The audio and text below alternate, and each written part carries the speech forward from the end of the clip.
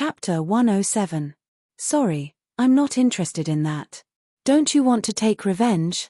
What did he do to you? He-Man thought that it was because of her intervention that Huamin and Ning Jiyuan broke up. Therefore, Huamin probably hated Ning Jiyuan. Ning Jiyuan and I broke up peacefully. There was no love or hate between us. I can't agree to your request. I still have work to do, so please leave. After speaking, Huamin sat down on the chair in her office and began organizing her files. You're such an unreasonable woman. Seeing that Huamin wasn't going to agree, He-Man glared at her and turned to leave. Huang Yu laughed. What karma, it seems like this woman was dumped by him. She even had the cheek to say that she gave her virginity to him. What the hell is she thinking? She's a homewrecker, and she thinks she's superior? Huamin didn't say anything about this. Although she didn't like He-Man, she didn't want to say anything. However, the woman driving the BMW with Ning Jiyuan in the morning was definitely President Wu's niece. No wonder she took up the hospital director's parking space. Mion, your ex-boyfriend is really something. He managed to hook up with the hospital director's daughter so quickly. I heard that Wu Xiaoxue is very arrogant and hard to get close to. I didn't think that she would hang out with Ning Jiyuan. She must be blind. It's normal for people to fall in love. Huamin smiled. She was able to face this situation calmly. In the afternoon, Huamin's phone rang as soon as she came out of the OR. After picking up the phone, Huamin immediately asked for a short leave from the head nurse and rushed to the entrance of the hospital. Uncle Ning, Auntie Ning, Huamin called out to the two white-haired elders. Mion. The two elders immediately smiled happily when they saw Huamin. Uncle, Aunt, why are you here? Your aunt hasn't been feeling well recently, so I wanted to take her for a checkup. I haven't seen you guys in a long time, so I wanted to come and see you guys. I just called Jiyuan, but his phone was turned off. Then he might have surgery. He'll get back to you when he's done. Okay. The old man nodded. Ning Jiyuan's parents lived in a county under Sea City. It took about 3.5 hours by car to get there. His parents had already retired. Ning Jiyuan was an only child, and his family was quite well off. The old couple had spent all their savings to support their son's medical education. Later, they bought a house and a car. Huamin would visit them every year. The old couple was very nice. Uncle Ning used to work at the post office, and Aunt Ning was a teacher. Because they were civil servants, they were very reasonable. They were also very satisfied with Huamin, their future daughter-in-law. Seeing their attitude towards Huamin guessed that they didn't know that Ning Jiyuan had already broken up with her. Uncle, Aunt, you guys haven't eaten yet, right? I'll take you guys to eat something first. Okay, let's find a small restaurant. Don't waste food, Ning Jiyuan's mother repeatedly reminded them. In a home-cooked restaurant behind the hospital, Huamin ordered 2 meat dishes, 2 vegetarian dishes, and a soup. She also ordered a bottle of liquor for Ning Jiyuan's father. The old couple was very happy. During the meal, Mr. Ning asked, Mion, have you guys finished renovating your house? When are you getting married? There's no rush. Jiyuan is still busy. Let's wait until he's done. You guys can't delay it any longer. Even if you're busy, you still have to get married. Your aunt and I talked about it. Our pension for the next few months is around 20,000 yuan. You guys can take it and go on a trip to Thailand for your honeymoon. It's okay. Uncle, Auntie, you don't have to take any more money. Keep it for yourselves. We can earn it ourselves. Huamin was very embarrassed. Child, what are you talking about? We're going to be a family from now on. What's ours is yours. Oh right, I brought you some mushrooms and wild vegetables from the mountains. Jiyuan's aunt brought them back from Mount Farat. They're green and very nutritious. Mrs. Ning took out a big bag and handed it to Huamion. Auntie, there's no rush. Just give it to Jiyuan when you see him. I have to go back to work in a bit, so it's not convenient for me to take these. Mion, did you two have a fight recently? Every time I call you, Jiyuan stutters, Mrs. Ning suddenly asked. Chapter 108. No, Auntie, we didn't fight, Huimin lied. Really? Then why do I feel like something's not right? Mrs. Ning muttered to herself. You always overthink things. I told you it was fine, Mion is a sensible child. Of course she wouldn't fight with Jiyuan. Mr. Ning smiled. Upon hearing what he said, Huimin began to feel uneasy. After dinner, Huimin took his parents to the outpatient lounge of the first hospital. Then, she went to the ophthalmology clinic. At this time, Ning Jiyuan had just finished a cataract surgery and came out of the OR, looking a little tired. Jiyuan. What do you want? Ning Jiyuan was exceptionally cold. Uncle Ning and Auntie Ning are here. They couldn't get through to you, so they called me. Upon hearing this, Ning Jiyuan took out his phone. Oh, I was in surgery, so I turned off my phone. Where are they? I took them to lunch. They're now in the lounge of the outpatient lounge. Oh, how much did the meal cost? I can give it to you now. It's okay, they've been so nice to me. Treating them to a meal is nothing. Forget it, we're not friends, how could I take advantage of you? 500 should be enough, right? Then, Ning Jiyuan took out his wallet, took out 500 yuan bills, and threw them at Huimin. Thank you for taking care of my parents for me. If you don't have anything to do with them, try not to contact them. My family has nothing to do with you anymore. I'll explain everything to them today. Okay. Huimin nodded. Jiyuan, what's up? Wu Xiaoxue walked over from not too far away. She was wearing a white lab coat and looked at Huimin in an extremely unfriendly manner. Oh, my parents are here. They couldn't get through to me. Then she is. Wu Xiaoxue looked at Huimin impolitely. She's my schoolmate from university. Then, Ning Jiyuan turned around, grabbed Wu Xiaoxue's hand, and left. Huimin took the 500 yuan and smiled helplessly. She had spent more than 200 yuan on the meal. Now, Ning Jiyuan was giving her more than 500 yuan. He was really generous. However, since he had given it to her, she might as well take it. Thinking of this, Huimin turned around and returned to the gynecology and obstetrics consultation room. When it was almost time to get off work, the head nurse walked in with a young woman behind her. The woman was no stranger to Huimin. She was President Wu's niece, Wu Xiaoxue. Listen up, everyone. This is the new chief physician of our department. He will be seeing patients every Friday. Please cooperate with Professor Wu. Yes, head nurse, a few of the nurses replied immediately. Huang Yu, come here. You will be Professor Wu's personal assistant from now on, said the head nurse. Unexpectedly, Wu Xiaoxue smiled and said, Head nurse, I want Huimin to be my assistant.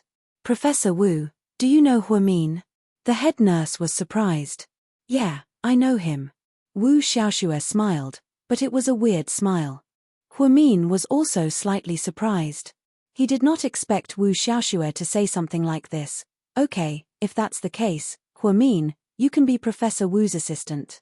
Do your best. The head nurse patted Huimin on the shoulder. I will, head nurse, Huimin nodded. After settling down, Huimin looked at the time. It was almost time to get off work, so he went to the changing room to get changed. As he was walking out, he heard Wu Xiaoxue run up to him and say, Huimin. What is it? Professor Wu. I have an academic conference in a bit, so I need you to prepare some documents. Stay here and help me print them out, Wu Xiaoxue said arrogantly. Huimin hesitated for a second. My colleagues in the office are in charge of printing the documents. It's not my job, Huimin said calmly. You are my assistant. You have to do whatever I want you to do. Otherwise, I have the right to fire you. Wu Xiaoxue was still smiling proudly. So, you're giving me a hard time because of Ning Jiyuan, right? Huimin asked straightforwardly. I didn't know you were so quick-witted. I heard that. You're Ning Jiyuan's ex-girlfriend, right? Wrong, I'm his ex-ex-girlfriend. His ex-girlfriend is He-Man. It seems like you're not up to date. Huimin smiled. He-Man is nothing, she's just a toy. I heard that you've been with Jiyuan for a few years now. You're even talking about marriage, right? Wu Xiaoxue asked provocatively. Chapter 109. Yeah. Huimin nodded. Unfortunately, you won't be that lucky. The person Ji-Yuan likes is me. He said that you shamelessly pursued him for several years before he reluctantly agreed to be with you. Also, you've never slept with him, right? He said that once he saw your face, he didn't have the desire to touch you. Huamin pursed her lips and chuckled when she heard this. What are you laughing at? Wu Xiaoxue asked angrily. Is that what he told you? Huamin asked. Is that not true? Oh, yes, whatever he says. Huamin didn't bother to explain. See, I knew you were a woman with a bad character. I don't know why my uncle's hospital doesn't look at people's characters when they hire. They hire just anyone. How annoying. Professor Wu, I will prepare the information you need as soon as possible. If you want to chat, I'm sorry, but I don't have the time. Then hurry up and prepare the information. Also, if you hate me because of Ning Ji-Yuan, then it's not wise. I don't pose any threat to you. Threat? Are you worthy? Do you have what it takes? You're just an average-looking woman with a mediocre background. You even went to a third-rate medical school. How dare you compare yourself to me? You know that I have a master's degree in medicine from Tokyo University. I'm the youngest professor in all the hospitals in Sea City. Do you understand? Of course, you have to thank your uncle, the director of the hospital. You. Wu Xiaoxue was speechless. She didn't expect Huamin to be so eloquent. Professor Wu, I'm going to prepare the information. Bye. After Huamin spoke, she walked towards the office. Actually, preparing the information was easy. Huamin was done in less than half an hour. However, Wu Xiaoxue wanted her to do it because she wanted her to work overtime and give her a hard time. After preparing the information, Huamin placed it on Wu Xiaoxue's desk and got off work.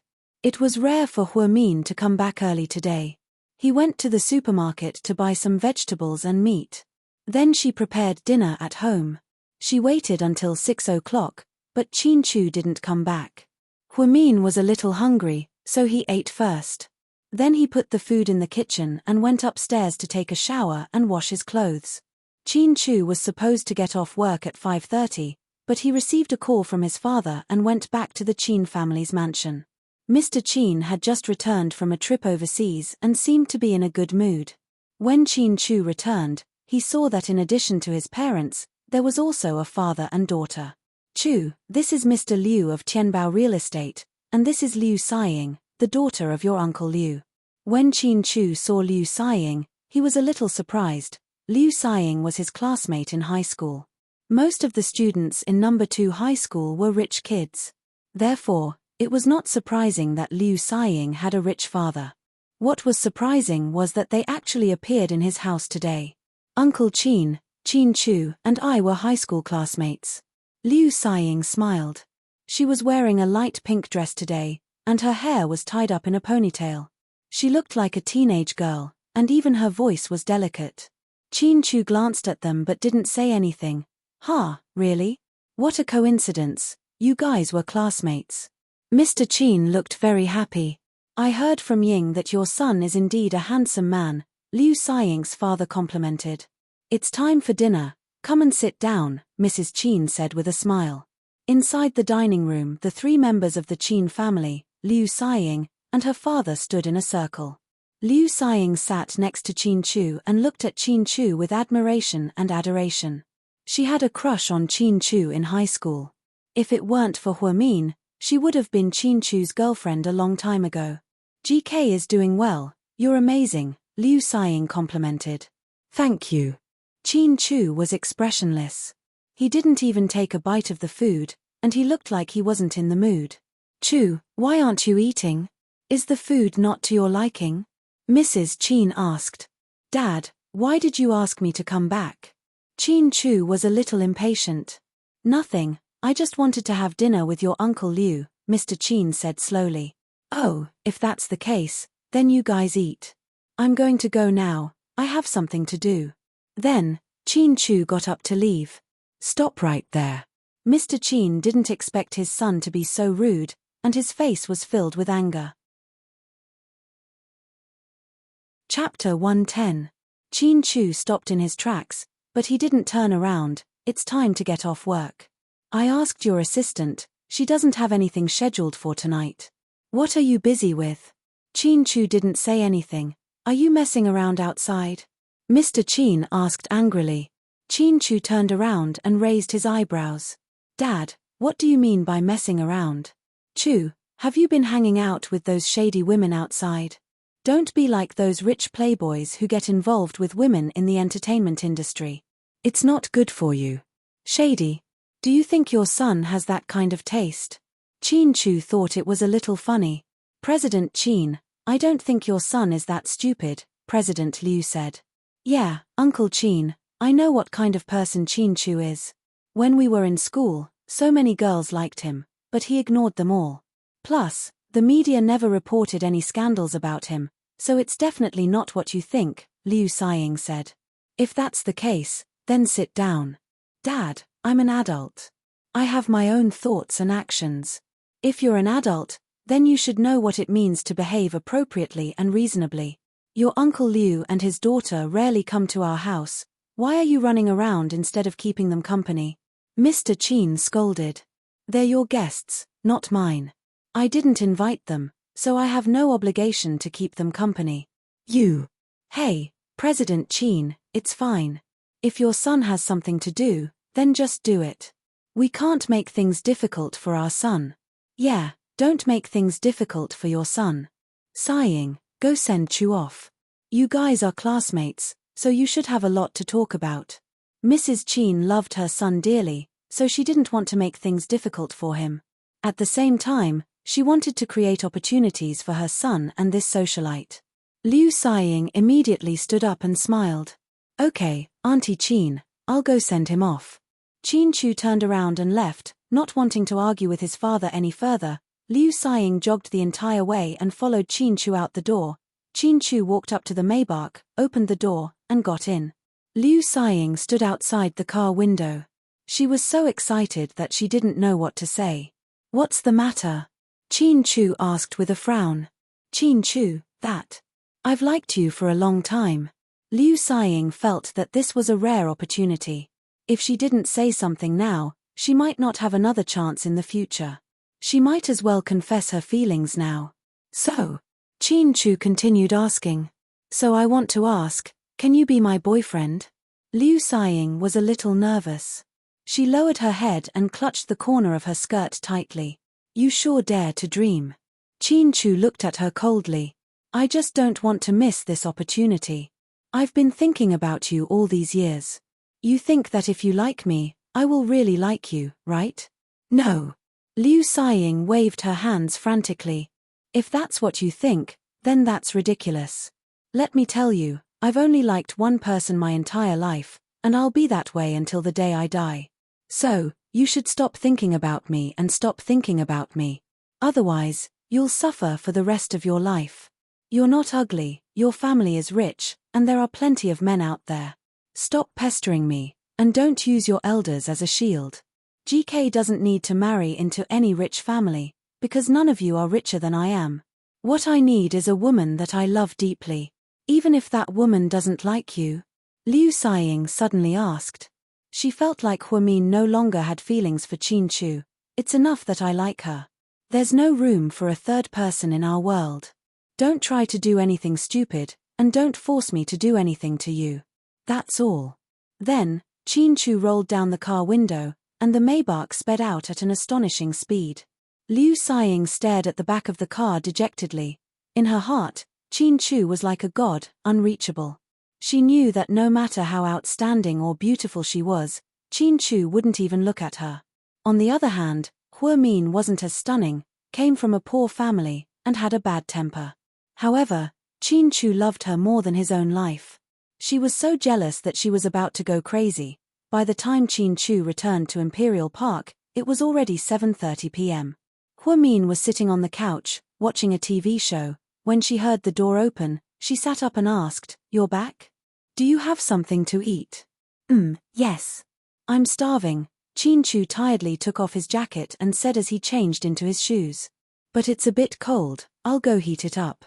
Then, Huamin stood up and walked towards the kitchen. However, when she walked past Chin Chu, he hugged her from behind. Huamin's heart skipped a beat.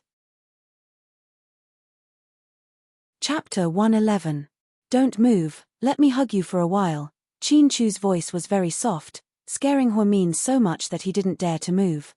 Qin Chu, did something happen? She felt that something was wrong with Qin Chu's mood. According to his arrogant and cold personality, he shouldn't be like this. Nothing, I'm just a little tired, so I want to hug you. Huamin was wearing loose yellow home clothes with cartoon SpongeBob SquarePants on them. He looked very cute. His hair was casually tied up in a bun, looking fluffy and messy. Qin Chu was wearing a dark purple shirt with expensive diamonds on the cuffs. He hugged her quietly from behind, greedily inhaling her unique fragrance. Then, his frustrated heart suddenly calmed down. With Huamin by his side, he suddenly felt that the world was beautiful. Mion, will you always be by my side like this? He suddenly asked. Huamin opened his mouth, but he didn't know how to answer. Should he say that he would? That would be a lie. Huamin never thought that she could grow old with Qin Chu. Because there were too many external factors and too many psychological burdens between them. Uncle Jing's death alone made it impossible for her to live peacefully with Qin Chu. What if she said that she wouldn't? She couldn't bear to, because she felt that at this moment, Qin Chu was very fragile. So, she decided to remain silent. After a while, Qin Chu slowly let go of Huamin and sat down on the sofa. He took out a thin cigarette from his pocket and lit it. There was something unfathomable in his eyes. Liu Xiying and her father were just a pair of strangers to Qin Chu. He didn't even need to give them face. However, Liu Xiying's words pierced his heart slightly. She said, even if the person you like doesn't like you back, is it okay? This was actually what Qin Chu cared about the most. 7 years ago, Huamin loved him. He didn't doubt it at all. But 7 years later, who could be sure? 7 years could change a lot of things, even if Huamin wasn't with Ning Jiyuan. It didn't mean that she still had Qin Chu in her heart. After all, her family's misfortune was caused by his family. The culprits were his biological parents, so he couldn't take revenge on them. Looking at the woman he loved being by his side every day, he wasn't sure if she liked him or not. That feeling was really a terrible feeling. He was like an insecure child, worried that his lover would leave him at any time. Huamion, he brought the food he made for dinner, and brought it up the table SSSSSSS, his, and look. I made it casually. Try it, I'm not that good at cooking. Huamin pointed at the food, lacking confidence. Qin Chu didn't say anything. He sat at the dining table, picked up a piece of vegetable, and ate it quietly. Stir-fried vegetable, scrambled egg with cucumber, dry-fried yellow croaker, and a 3-delicacy soup. Because Huamin didn't like to eat meat, most of the food was vegetarian. Huamin wasn't sure if Qin Chu could get used to it. Huamin sat to the side and watched Qin Chu eat. It was the first time he felt so natural. Qin Chu looked very good when he ate. He was very elegant, and when he lowered his head, his eyelashes were very long. Huamin sat to the side and rested his chin on his hand. He watched this man eat seriously as if he was watching a TV show. It was as if he forgot how embarrassing his gaze was. Do I look good? Qin Chu didn't look at Huamin.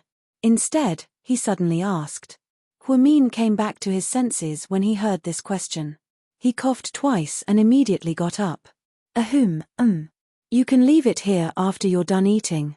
I'll come down to clean it up in a bit. I'm going upstairs to take a shower. After he finished speaking, Huamin stomped upstairs. An hour later, when he came down from the shower, the dining table was already clean. The used bowls were also very clean. Huamin was very happy about this. Qin Chu wasn't a male chauvinist like some men who thought that doing housework was a natural thing for women. In comparison, Qin Chu felt that he didn't want Huamin to do these housework. At this time, Qin Chu had already entered the study and started to organize the company's data. Huamin looked around and didn't see any housework to do, so he went back upstairs to his bedroom. Late at night, Qin Chu opened the door and saw Huamin sleeping soundly. He quietly walked to the bed, flipped over, and gently hugged her. Then, he lay down beside her. Then, he stared at her delicate face through the moonlight, Do I look good? She suddenly opened her eyes and asked him with a smile. Qin Chu was stunned. He didn't expect Huamin to wake up. Or rather, she wasn't asleep at all. Chapter 112. Looking at Qin Chu's handsome face through the moonlight, Huamin suddenly felt like she was in a dream. She had always been a light sleeper, so she knew when Qin Chu came in. Now that she had suddenly woken up, she just wanted to prank Qin Chu and see his reaction. But after seeing his reaction, she couldn't help herself. She didn't know if it was because the room was a little cold, but she actually reached out and held Qin Chu's warm palm. The two of them lay face to face and quietly looked at each other. They didn't need to speak, but it was better than 1,000 words. They both knew that all they needed to do was look at each other quietly. Huamin's eyes were clear and bright, like the brightest stars in the night sky. Qin Chu's eyes, on the other hand, were deep and misty, making people reluctant to look away after just one glance. For the first time, Qin Chu felt at ease. He tightly held Huamin's fair hand, full of happiness. The next morning, Huamin woke up early as usual and made breakfast. When Qin Chu came downstairs, he saw vegetable porridge, milk buns, and soy milk. "Get a maid, you're working too hard," Qin Chu said as he ate. "What's so hard about making breakfast? It's not tiring, and it's just the two of us. It'll be inconvenient if there's an outsider. I have nothing to do when I'm resting, so I can do the housework." Huamin smiled. Qin Chu didn't say anything else. I want to talk to you about something." Huamin stammered. "Go ahead. Don't transfer your salary to my card anymore." "What's wrong?" "It's too much." Huamin pouted. "But you're my wife. If I don't give my salary to you, who should I give it to?" Qin Chu said matter-of-factly. "You can keep it for yourself." "You think I'm short of money?" Qin Chu frowned slightly. "No, I just think it's too much. It's not good for me to keep it." "I think it's good." Qin Chu was stubborn. In the end, Huamin was defeated.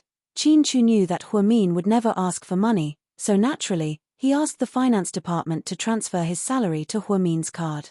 $1 million a month was more than she could spend. Plus, Huamin wasn't a wasteful person. She wanted to tell Qin not to do so, but Qin Chu didn't care. Since the negotiation failed, Huamion had to think of another way. Hua's eyes, Azes to spak, Huares Huas. "Huamin, what took you so long?" Wu Xiaoxue immediately scolded when she saw Huamin walk in. Huamin lowered her head and buttoned her white coat as she replied, "I'm not late. Do you know how busy the OB/GYN department is? Can't you be a little earlier? You have no professionalism at all. People like you are only fit to be a nurse," Wu Xiaoxue scolded in disdain. Huamin smiled slightly. "There's nothing wrong with being a nurse. It's my wish." "You have a sharp tongue. You'll suffer in the future. Let me tell you, I'm very strict. You can't make a single mistake when working under me. Otherwise, I'll fire you immediately." "I'll do my best," Huamin replied nonchalantly. Wu Xiaoxue glared at her, then stood up with a folder. "Follow me to the operating room. There's a pregnant woman who needs a C-section." "Okay." Huamin followed Wu Xiaoxue all the way into the operating room. C-section sounded scary, but it was actually a small operation that was completed in a little over an hour. Huamin had to admit that Wu Xiaoxue's skills were not bad. After Wu Xiaoxue stitched up the wound, Huamin took care of the rest of the cleaning up. After she finished packing, she was so tired that she was gasping for breath. As soon as she walked out of the operating room, she heard Wu Xiaoxue yelling, "Did you clean the operating room? Why are you running out?" "That's not my job. It's the cleaning team. They will do a complete disinfection. The operating room belongs to the OB/GYN department. You're a member of our department. Shouldn't you go and help? Do you think you get paid for nothing? Our hospital doesn't hire people who don't do anything." "Professor Wu, don't you think you've gone too far by picking on me? Did I dig up your family's graves?" Huamin looked at Wu Xiaoxue coldly. He couldn't bear it anymore. Chapter 113. Wu Xiaoxue was immediately enraged. "What kind of attitude is that? I'm the chief physician, And you're just my assistant nurse. Not only do you not listen to me, but you even dare to speak to me like that. How uncultured are you? So, Professor Wu, a cultured person like you only knows how to make things difficult for her subordinates and avenge her private grudges? Is it because I'm your boyfriend's ex-girlfriend? Huimin glared at her, clearly upset. You. Wu Xiaoxue was at a loss for words after hearing Huimin's words. Plus, what Huimin said was the truth. She was indeed using her position to avenge her private grudges. The surrounding nurses began to whisper amongst themselves, and Wu Xiaoxue felt a little embarrassed. What are you looking at? Don't you have work to do? Go away. Wu Xiaoxue looked at the surrounding nurses and scolded them impolitely. Huang Yu dragged Huimin away in a hurry. Mion, don't be angry. I think Wu Xiaoxue has princess syndrome. She's born with a strong sense of superiority, and she always sees you as her enemy. Plus, I bet He-Man has been badmouthing you. I even saw He-Man come to see Wu Xiaoxue yesterday. I don't know what they said, but that woman just wants to see the world burn. I don't care what they said. I just can't stand Wu Xiaoxue's way of doing things. It's just work, and I'll just resign. However, there's no need for me to be bullied all the time. The head nurse is strict, but she has to follow the rules. Wu Xiaoxue's way of avenging her private grudges is a little too much, and I won't tolerate it. Retaliating appropriately is also a form of self-protection, Huimin said confidently. Huang Yu nodded in agreement. Mion, you're right. Even if she's the hospital director's niece, she can't do whatever she wants. She really thinks she's a princess, and she's spoiled. I support you. If you really can't stand it, you don't have to resign. You can apply for a transfer. I heard that the Southside Recuperation Center is short on people, and the salary is even higher than here. It's just that the work is a little tiring. Huimin shook his head. Forget it, let's not think too much about it. Let's take it one step at a time. After Wu Xiaoxue was transferred to the obstetrics and gynecology department, she caused a lot of trouble. Not only did Huimin become a thorn in her side, but the other young nurses were also tortured by her. Everyone complained in private, and the head nurse saw it and became worried. The head nurse had talked to Huimin, mainly hoping that she would be able to maintain a positive attitude and not let the personal grudge between her and Wu Xiaoxue affect her work. Huimin agreed on the surface, but she was actually very annoyed. In the afternoon, Huimin did his ward rounds, took the temperature of the pregnant women in a few wards, and even put them on infusions. As soon as he returned to the consultation room, he saw Wu Xiaoxue storming in angrily. Huimin, she shouted rudely. What's the matter now? Huimin knew that Wu Xiaoxue was up to no good. I told you to disinfect this morning, but you didn't listen.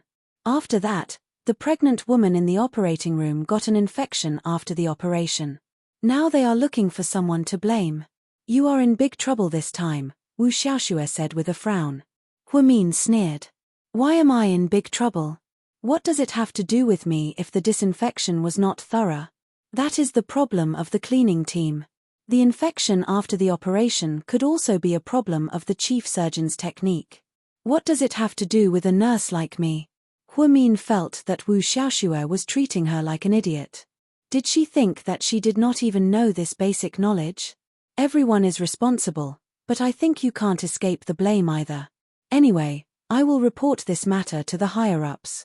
When the time comes, those people in the cleaning team, the doctor in the second operation, and you, the nurse who neglected your duties, will all be fired.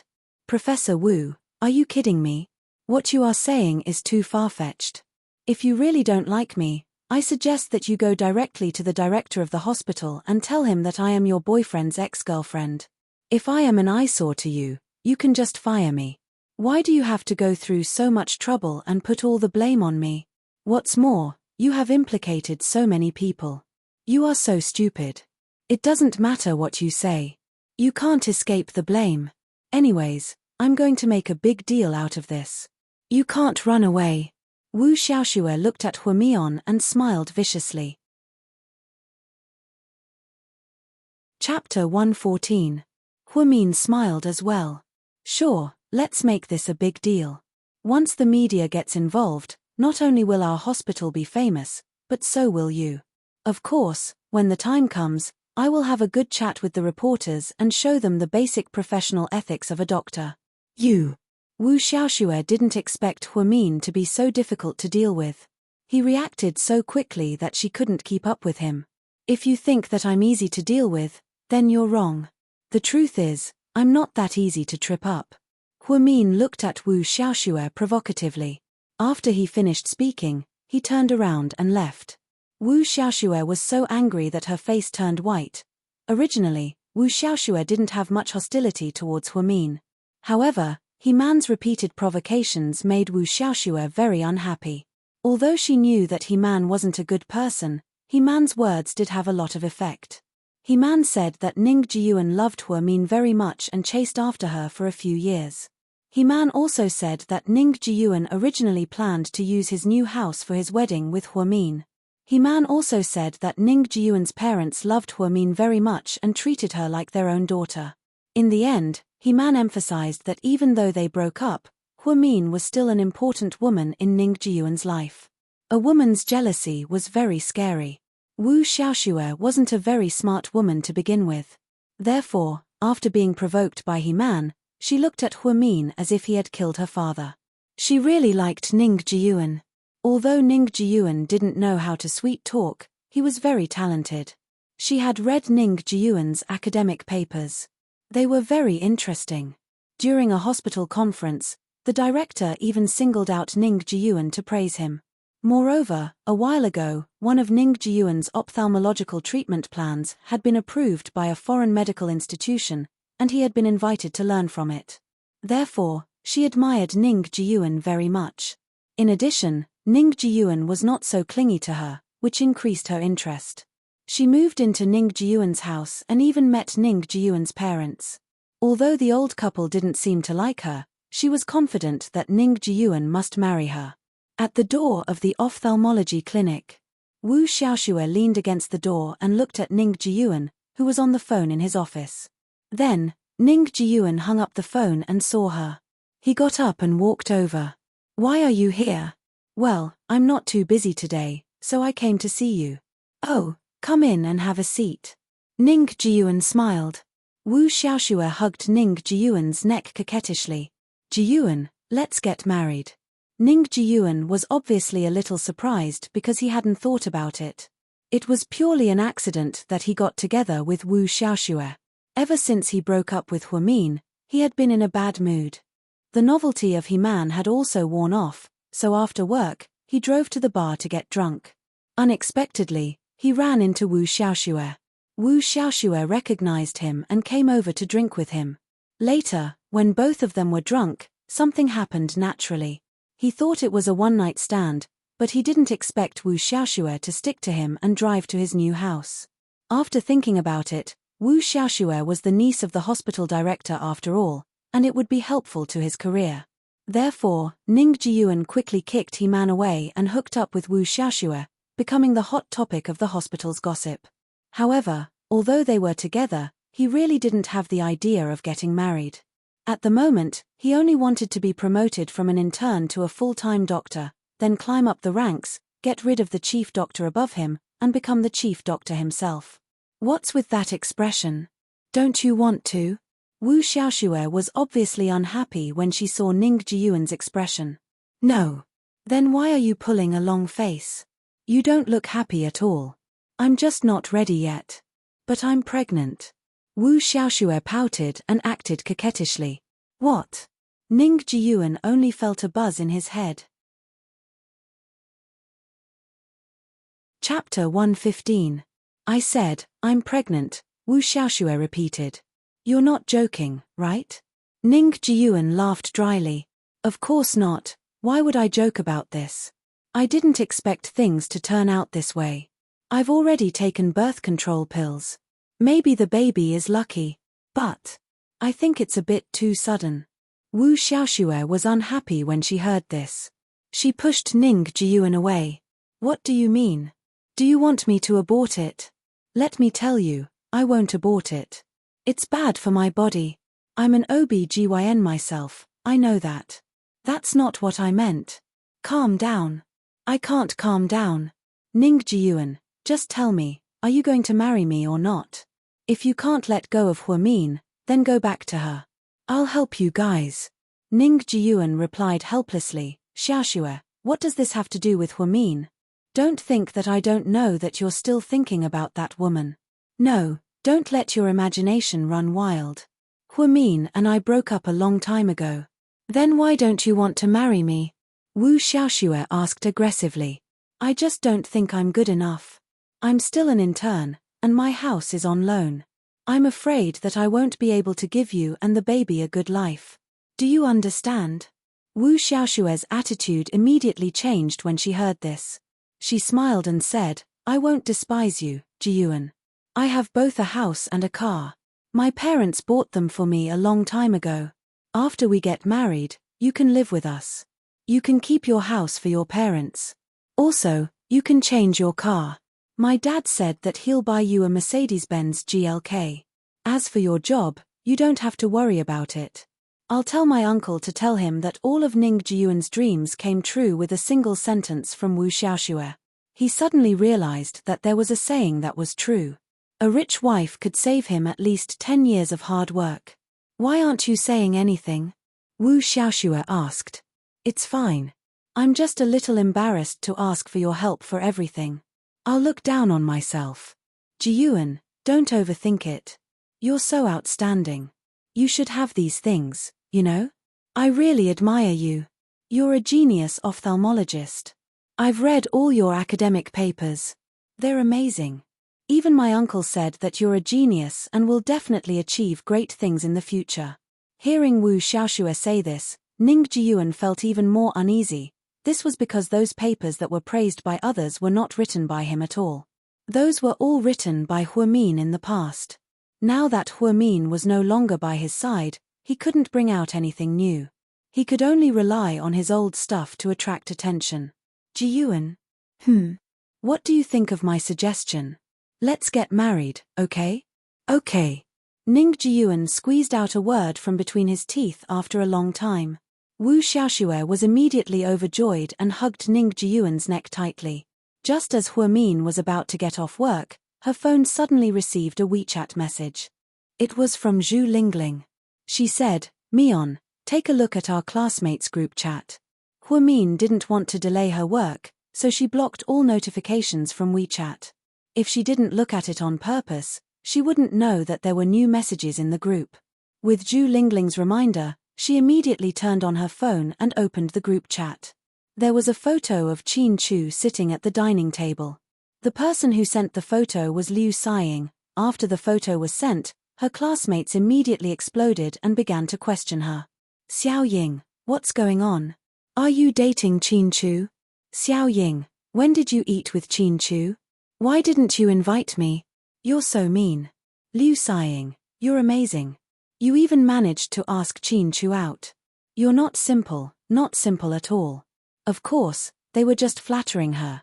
Zhu Lingling, on the other hand, replied, Did you take this photo on the spot? Did you steal it from someone else? Chapter 116. This sentence obviously angered Liu Xiying. She purposely replied to Zhu Lingling, Last night, I went to Qin Chu's house with my dad to visit his parents. He happened to be home, so we had dinner together. Do you think I'd be so bored as to steal someone else's photos? Oh, so it was a business collaboration, Zhu Lingling replied. Obviously, everyone knew that Zhu Lingling and Huamin were best friends, so naturally, they wouldn't say anything nice to Liu Xiying. It wasn't a business collaboration, my dad didn't go there for business. Our families have always been good friends, and Qin Chu's new car was awesome. He even took me for a spin. No photos, no truth, Zhu Lingling replied coldly. I won't post all the photos, after all, it's a private matter between Qin Chu and me, Liu Xiying bragged. Huamin felt a little uncomfortable upon seeing this. Last night, Qin Chu did come home a little late, and when he came back, he didn't look quite right. It turned out that he took Liu Xiying for a spin. While Huamin was in a daze, Zhu Lingling sent him a WeChat message, asking, Mion, is what she said true? Did your Qin Chu really have dinner with her? That woman is so disgusting. I'm not sure, I never ask about Qin Chu's matters. What are you talking about? Aren't you married? Zhu Lingling asked again. Hua Min smiled bitterly and replied with a voice message, you should know our relationship, we're not a loving couple. Anyways, it's weird. If you don't care about him, aren't you afraid that someone else will steal him away? You have to know how outstanding your Qin Chu is. I don't have a choice. If something like that happens, then I have a reason to get a divorce. That's pretty good. Mion, are you telling the truth? Lingling, let's not talk about him. Let's talk about you. I haven't seen you for the past few days. I miss you so much. Come out for a meal. Okay, I'll make a reservation. What do you want to eat? Zhu Lingling was extremely happy. It's my treat today. You can pick the place. All right, madam. See you later. Hua Min put down his phone and began to change. When he walked out of the hospital, Zhu Lingling sent him the address. Hilton Hotel Seafood Restaurant. Hua Min took a taxi directly. When he arrived, Zhu Lingling had just arrived. Madam, I'm going to rip you off today. No problem, eat as much as you want. Hua Min smiled. It seems like Qin Chu treats you well.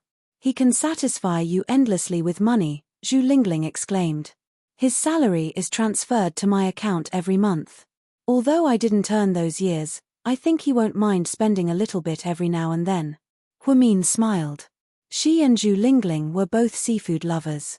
In the past, she didn't have much money, so Zhu Lingling always took the initiative to treat her. Now that she had money, she naturally wanted to repay her best friend with a big meal. It was a grand seafood platter filled with a dazzling array of seafood. In the middle of the platter was a 4-pound Australian lobster. Hua Min and Zhu Lingling had a tacit understanding and immediately dug in without even saying a word. After eating and drinking to their fill, Hua Min wiped the corner of his mouth and asked, "What's up with you recently? You haven't been sending WeChat messages. What are you busy with? Are you still buying things?" "No, I haven't been buying things recently. I'm busy dating." "Dating? You have someone in mind?" Hua Min looked up and smiled curiously. Zhu Lingling smiled mysteriously and said, "Yeah, I have someone that I like a lot. But now isn't the right time, so I can't bring him to you yet. When the time comes for us to go public, I'll tell you everything." "Okay, then I wish you a happy relationship." Hua Min picked up the glass of red wine. "Thank you, Goddess Hua." When it was time to pay the bill, Hua Min's heart ached for a moment, although she was mentally prepared and knew that the price wasn't cheap. She was still a little shocked by the amount of 39,800 yuan. "What's wrong? Does your heart ache?" Zhu Lingling touched her arm. "I might treat other people, but I definitely won't treat you. I just feel like we've been scammed and it's not worth it.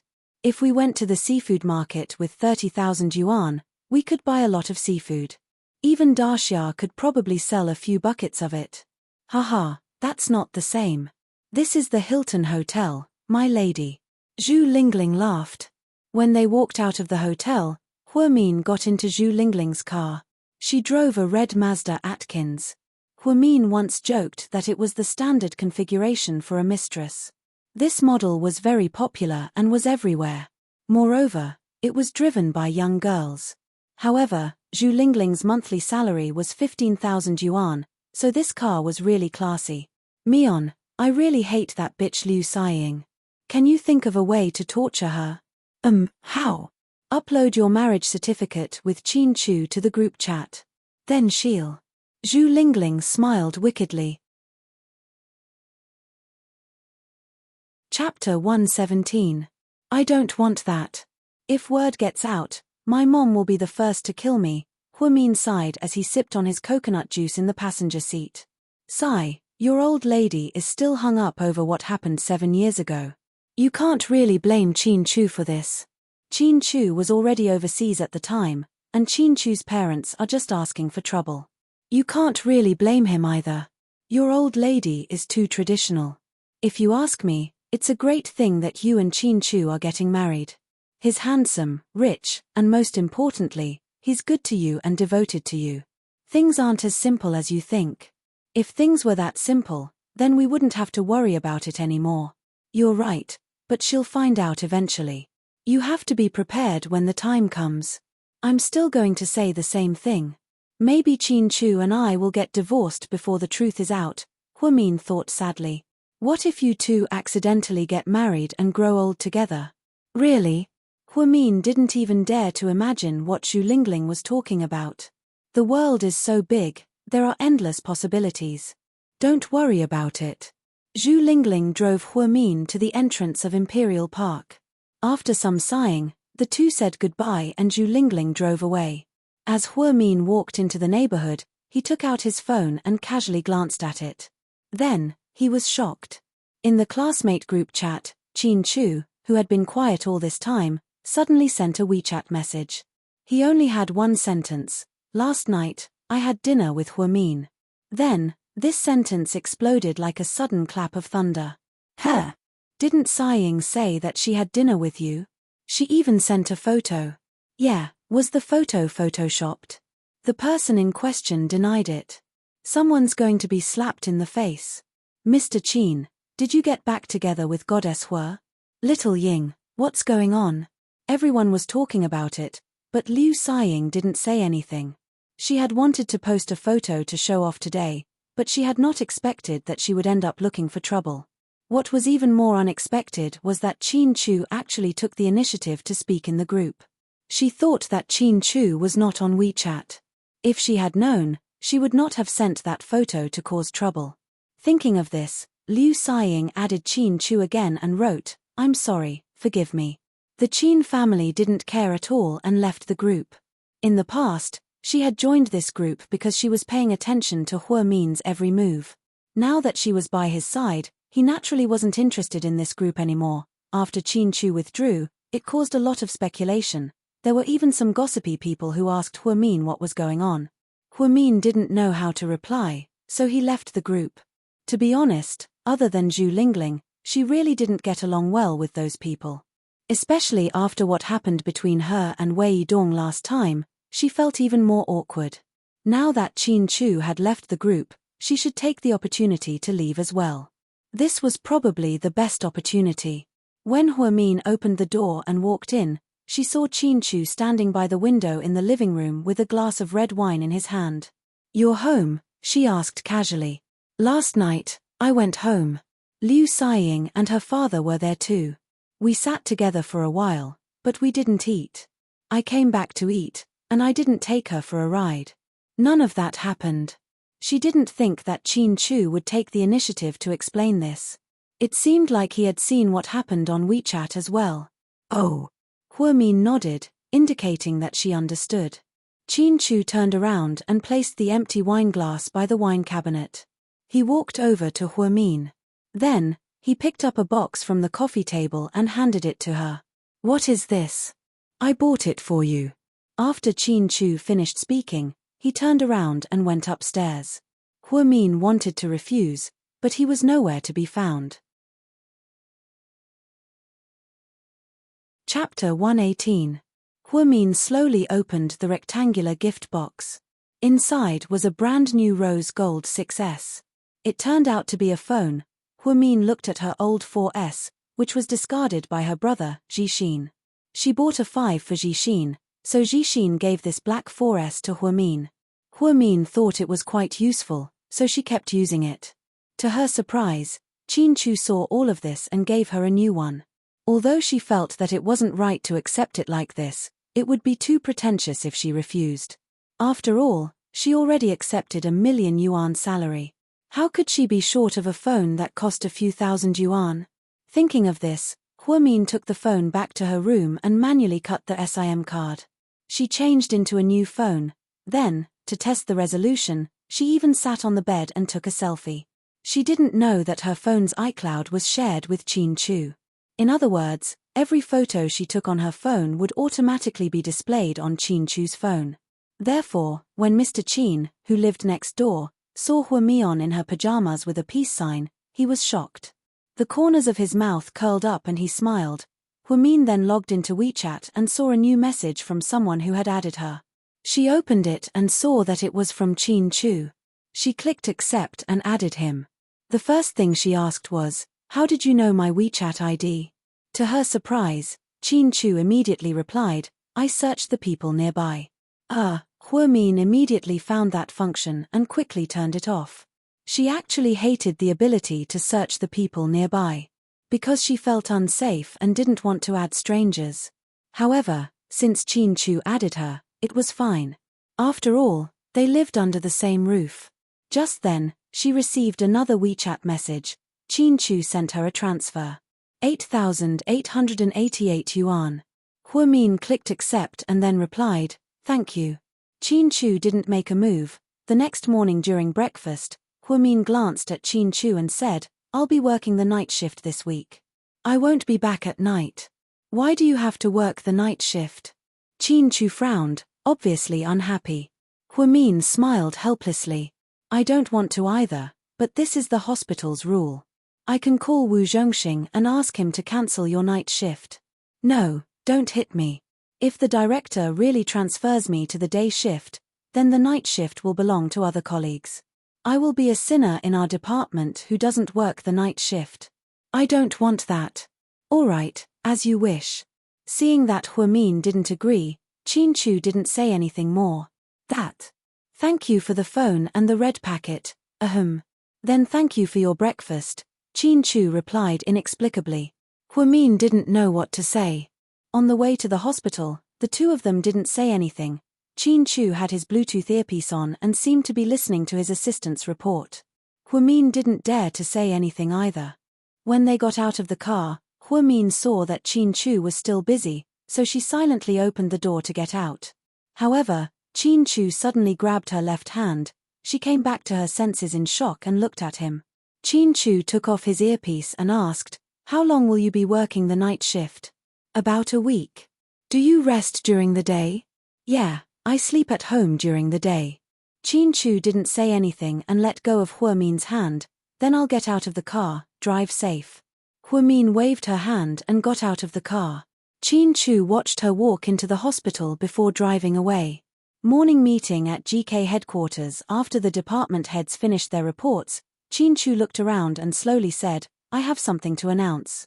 All of the executives immediately perked up their ears and listened carefully, afraid that they would miss out on something important. Starting tomorrow, for the next week, all employees will take the day off and work at night. As soon as he said this, everyone was dumbfounded. President Qin, this. If anyone feels uncomfortable, they can hand in their resignation letter, that's all. After speaking, Qin Chu stood up and left. Assistant Yang silently followed behind the president, once again exclaiming at his boss's willfulness. President Qin, I wanted to ask, are you doing this because you want everyone to get used to the time difference? If we move our headquarters to the States in the future, won't everyone be used to it? Assistant Yang suddenly asked. Qin Chu faintly glanced at him and replied, You're thinking too much. No one knew that Qin Chu only came up with this idea because he wanted to spend time with his wife during the day. Huamin, come here, it's urgent. The head nurse waved her hand and yelled at Huamin. Chapter 119. Head nurse, what's wrong?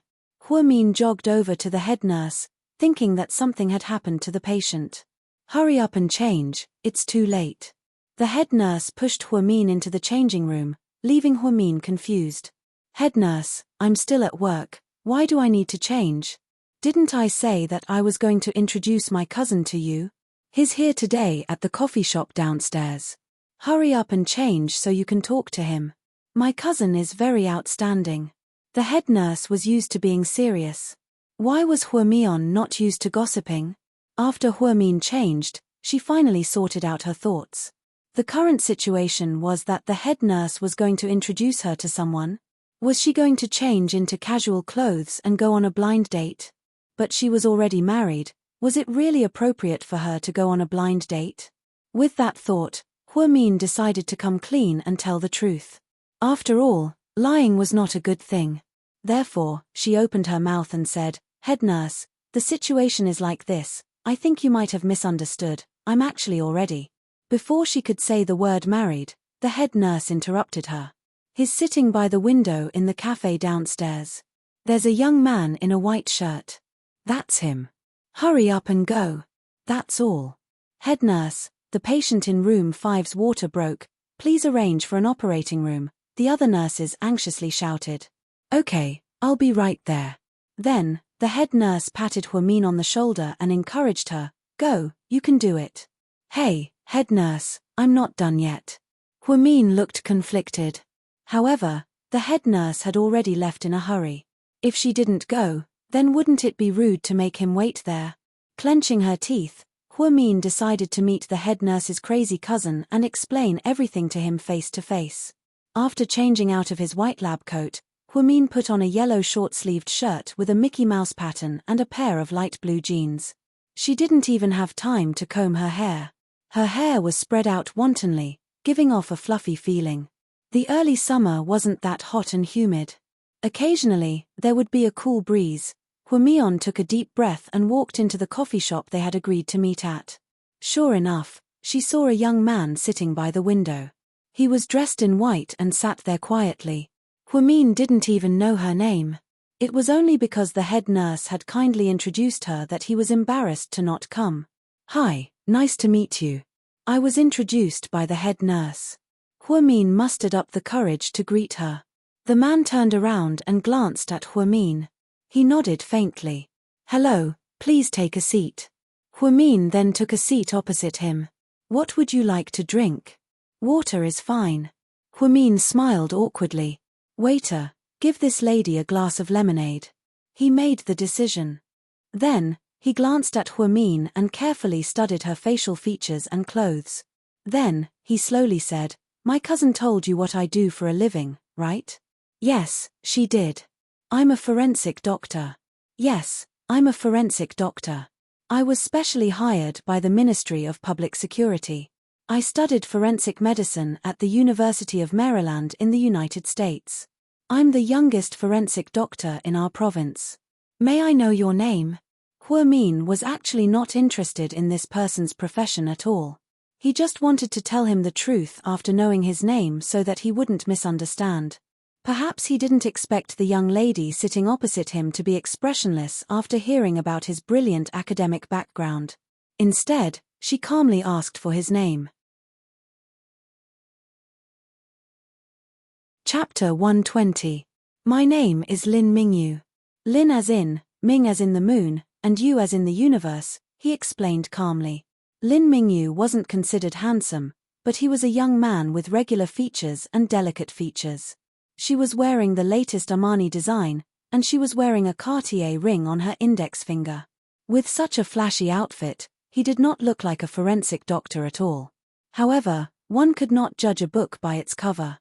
Huamin hesitated for a moment and introduced himself in the same way. My name is Huamin.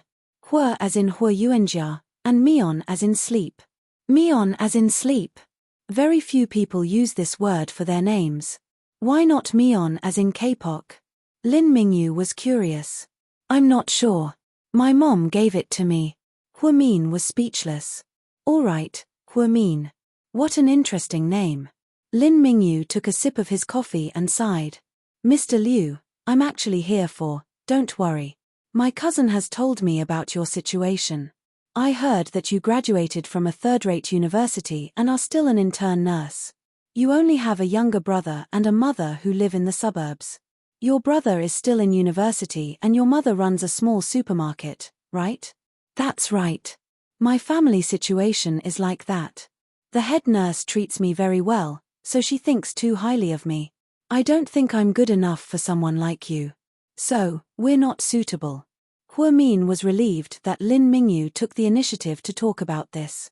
After all, if it could be solved easily, he did not have to explain his situation. Unexpectedly, Lin Mingyu continued, I'm not such a superficial person. I don't care about conditions. My cousin said that you're a good person. You're serious and hardworking. I've seen your photo before and I think you're quite delicate and pretty. I don't ask for much from my future wife.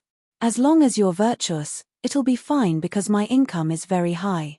After we get married, you don't have to go to work at all. You can just stay at home and take care of the children. What do you think? I think you're thinking too far ahead. Huamin was a little speechless. Of course not. These things can be done immediately. You know the nature of my job. I'm very busy, so I don't have time to date. If I like the other party, I'll get married immediately. I don't want to waste time with each other. So, these are all very realistic problems. Everyone has their own opinions. What you said might be right for you, but it's not my standard. Anyway, the head nurse is kind and I'm very grateful to her. You're also very outstanding, but we're not suitable.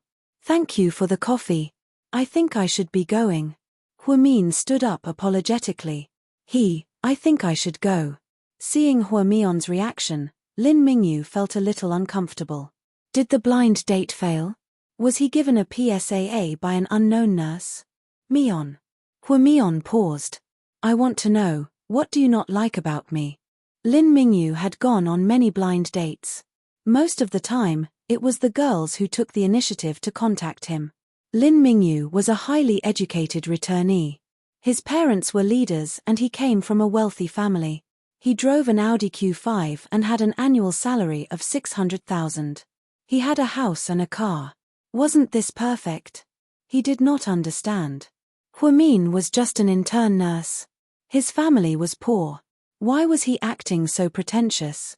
I don't like anything about you, Huamin answered honestly. Then why are you in such a hurry to leave? You keep saying that we're not suitable for each other. Aren't you trying to eliminate me? Lin Mingyu asked unhappily. Chapter 121. Eliminated? I don't think so. It's just that our education and background are too different. We're not compatible at all, so there's no need to continue the conversation. But I don't mind. But I mind, Huamin said with a smile. When Huamin smiled, faint dimples appeared on both sides of her cheeks. It was very beautiful. Lin Mingyu admitted that he did not think highly of this intern nurse before he came for the blind date. He just wanted to give face to his cousin. However, after interacting with her, he realized that this nurse was different. If I don't mind, why do you mind? Lin Mingyu asked gloomily. Because I know my place. Huamin continued to smile. It's good to know your place, but it also depends on the situation. I've already made it very clear that I don't mind that you don't know anything. If you're afraid that you won't have a common language with me because my job is too special, I won't blame you. After all, the nature of a forensic doctor's job is very special, and it's very difficult. It's not something that ordinary people can communicate with. That's not a problem. I'm not worried about that. Huamin was an honest girl. When she said this, she did not think too much. However, the speaker did not mean it, but the listener meant it. Lin Mingyu was already angry. When he heard Huamin's words, he laughed mockingly and said, what do you mean that's not a problem? From what you said, you seem to know something. Don't blame me for not reminding you. The professional knowledge of a forensic doctor is very deep. It's not something that you nurses learned in medical school. Do you understand? Don't think that you know a lot. It's true that you know your place, but don't you think that you're pretending to know something when you don't? I'm not. I'm just telling the truth. Huamin calmly stated. Oh. What kind of truth? You're just a nurse from a third-rate medical school. What kind of truth do you know? I'm very curious. Lin Mingyu's tone was full of disdain. He had always been proud of his professional knowledge. In the past, when he went on blind dates, there were girls with higher education who tried to talk about professional knowledge and show off to him. In the end, they were all speechless. However, Huamion, this little nurse, was boasting shamelessly today, which really pissed him off. Mr. Lin, I think you can be too one-sided sometimes. Yes, I'm a nurse, but that doesn't mean that I don't know other professional knowledge. Education doesn't mean everything. On the contrary, many people who don't have high education make great contributions. What you're saying is all empty talk. It's meaningless. How about this? You keep saying that you know the professional knowledge of forensic medicine. Why don't we sit down and have a chat? We won't talk about anything else but our expertise. Do you dare?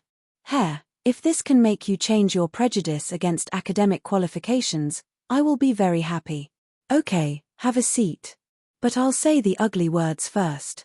If you can't answer my questions, then you'll have to apologize to me seriously and take responsibility for your arrogant words and actions. All right. If you can answer it, then I will apologize to you. I will also change my prejudice against people with low education. What do you think? Lin Mingyu asked. Okay. Hua Min originally planned to leave, but after hearing Lin Mingyu's words, she changed her mind. If she didn't teach this pretentious forensic doctor a lesson, she wouldn't be able to take it lying down. Of course, if you admit defeat now, it's still not too late. I won't make fun of you because of this. No need. It's not my style to admit defeat without even trying, Hua Min replied calmly. You are indeed very special. Lin Mingyu smiled. That's why, Mr. Lin, time is precious. Let's talk about your expertise, Hua Min said seriously. Chapter 122. The corners of Lin Mingyu's mouth twitched into a mocking smile.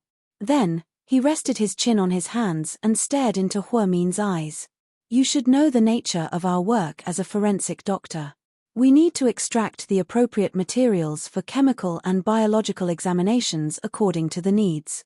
Then, we need to conduct clinical examinations to observe the living body, determine the physiological and pathological conditions of the living body, solve the medical liability in medical accidents, and prevent infectious diseases, poisoning, etc. During this process, we will come into contact with 3 research methods, including chemical research methods, biological research methods, and physical research methods. What are these 3 methods? Of course, if you can't tell me everything, just give me a few representative ones, and I'll consider you a pass. Lin Mingyu thought that Hua Min would be confused after he asked these questions because it was too professional. Unexpectedly, after Hua Min listened carefully, he looked at Lin Mingyu's face and replied, Chemical research methods include the use of chemical analysis methods to determine the qualitative and quantitative nature of poisons, the testing of feces and vomit for toxins, the use of chemical methods to determine whether there are bloodstains, and the use of biological methods to check the human body's enzyme types and genetic fingerprints, including DNA technology to identify individuals. Hearing this, Lin Mingyu was slightly surprised. He didn't expect this little nurse to know so much. Then, Hua Min continued, the biological research method is more interesting. In fact, it's the use of immune serology to identify the species and blood type of blood, semen, other liquid spots, secretions, bones, and hair of individuals and animals.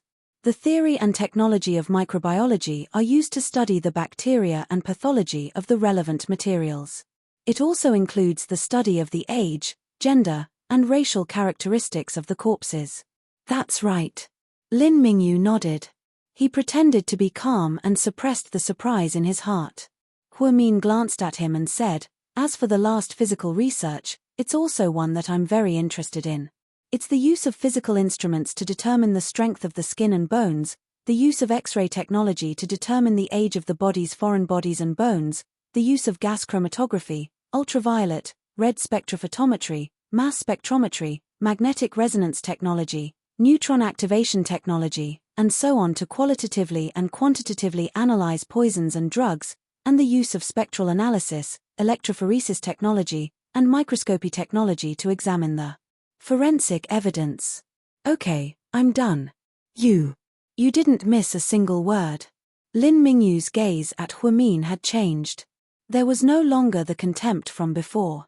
Instead, it was replaced by shock and even dumbfounded. Do you still teach nurses these theories in medical school? Lin Mingyu's voice. How is that possible? I'm interested in medical science. Of the human body's anatomy, and I've also studied neurosurgery and ophthalmology. I've read a lot of related books. And of the human bodies of the human body, the human's human body. I of the medical knowledge ein to the to. Every to every blind date. Every he. Was a of him to be to every he. To go. Were to every to date to blind. It's nothing. It all stems from my own interests. Huimin smiled faintly. It's a pity that you're a nurse. I'm lacking an assistant in the Ministry of Public Security. If you're interested, you can fill in the form and take the exam in 3 months. If you pass, you'll be a part of the Ministry of Public Security. My cousin told me that you're a genius. I didn't pay much attention to it at that time. I thought she was exaggerating. But now, it seems like you're really smart. I think you're very smart. Lin Mingyu finished his speech in a serious manner. Instantly, the blind date turned into a job fair. Huimin didn't know whether to laugh or cry. No need. I think I'm doing pretty well now. There's nothing wrong with being a nurse. Lin Mingyu didn't expect Huimin to reject his invitation so easily. It was such a rare opportunity. Since you're not interested in being my assistant, then be my girlfriend. After so many blind dates, I've finally found someone I like. Huimin. That's right, it's you. I like you. Lin Mingyu pointed at Huimin and solemnly announced. Chapter 123. Mr. Liu, I'm really sorry, but I can't agree to your request. Huimin originally wanted to teach Lin Mingyu a lesson for being pretentious and looking down on people with low academic qualifications. He didn't expect that Lin Mingyu would take a liking to him and even ask to be his girlfriend. Why? Aren't we suitable for each other? You know so much about forensics, we'll have a lot of common topics to talk about.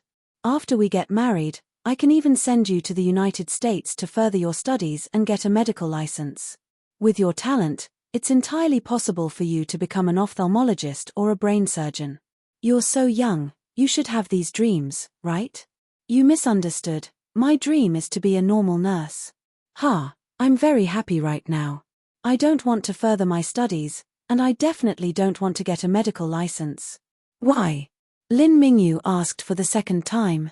Everyone's path is different, and no one has the right to choose the path for others. I'm very grateful that you think so highly of me, but that's not what I want. As for the girlfriend thing, I want to sincerely apologize to you. I came here this time to tell you that I have someone I like, and I already have a boyfriend.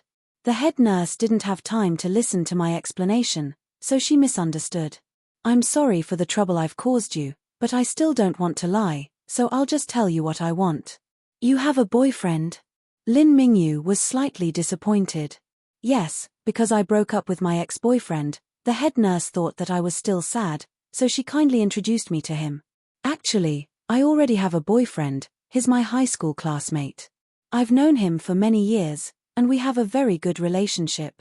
Before we get married, nothing is certain. Don't jump to conclusions too early, Lin Mingyu said, unwilling to give up. Huimin only pursed his lips and smiled. I was a bit impulsive just now, and I even showed off in front of a professional forensic doctor like you. I'm really sorry, don't take it to heart.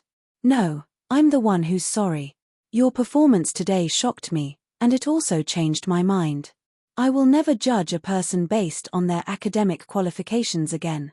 Lin Mingyu was now filled with respect for Huimin. If that's the case, that's great. I wish you a happy life and work in the future. After that, Huimin stood up and said goodbye.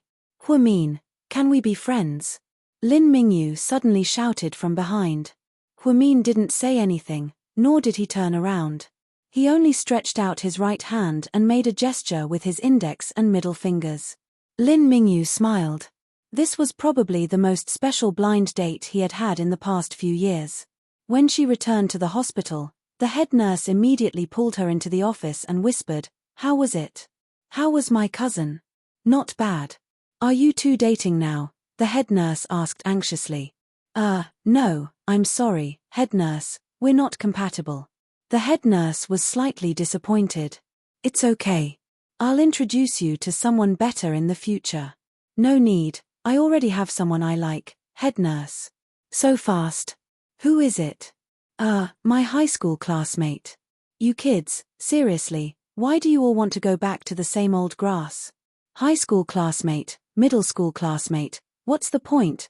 the head nurse exclaimed. Huimin only smiled. That night, while they were having dinner at the hospital cafeteria, Huamin and Huang Yu were chatting.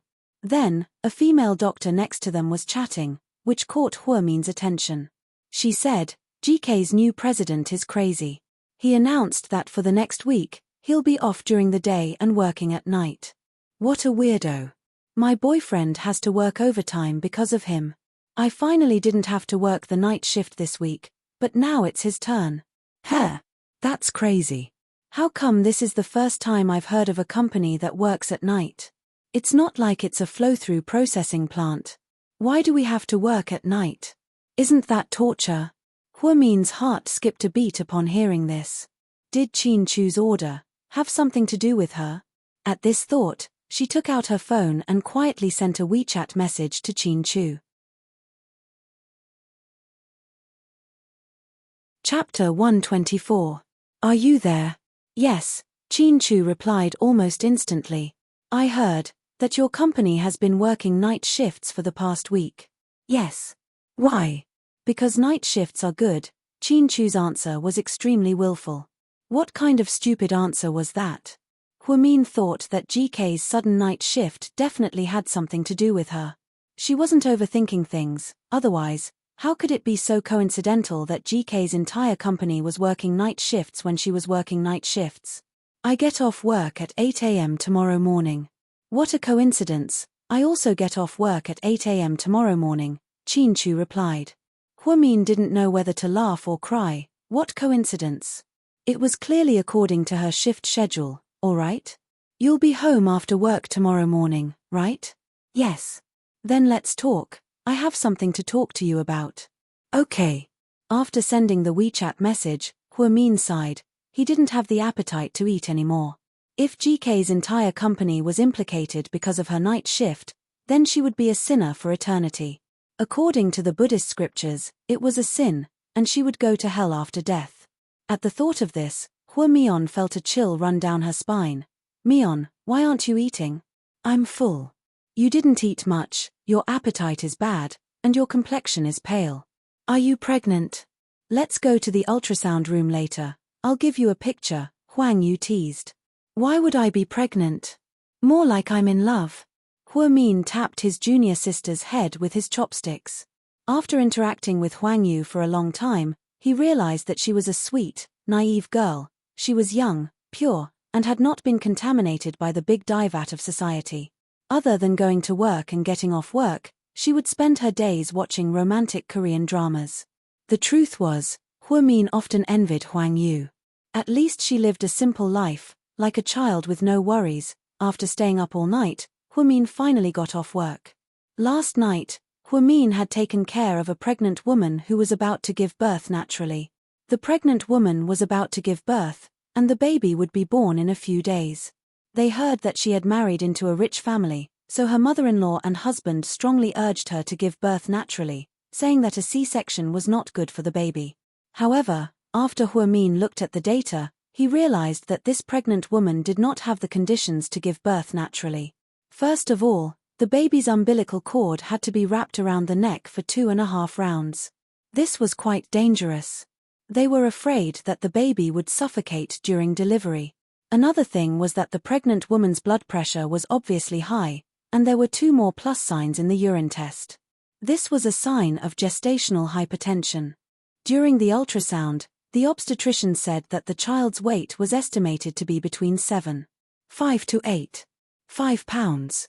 With such a heavy weight, if it was smooth, it would be much more difficult. Because the pregnant woman was thin and small, she was petite and exquisite. She was about to give birth, but she was less than 60 kilograms. Huamin was really worried. Last night, the pregnant woman's cervix had been dilated by 2 fingers. She had been in labor pain, but she still couldn't give birth.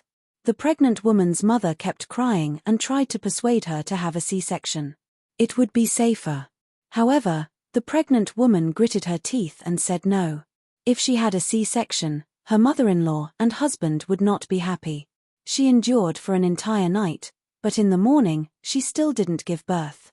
The pregnant woman was in so much pain that her face was pale, and she was sweating profusely. Huamin's heart ached when he saw this. Huamin, let's get off work. I'll take care of this pregnant woman, said the young nurse who took over the shift. Linlin, keep an eye on her. If there's any danger, immediately tell Dr. Wu to help her deliver the baby. Her situation is very complicated, so don't delay it. Don't worry, I know. Huamin got off work worriedly. However, as soon as she walked out of the hospital, she heard the sound of a car horn. She immediately looked up and saw that Qin Chu had gotten into that low-key white CC again. Why are you here? Huamin was a little surprised. He said he would meet her at home, but he came to the hospital to wait for her. Chapter 125. It's on the way. Qin Chu glanced at Huamin and said. Huamin didn't say anything else. She opened the door and got into the car.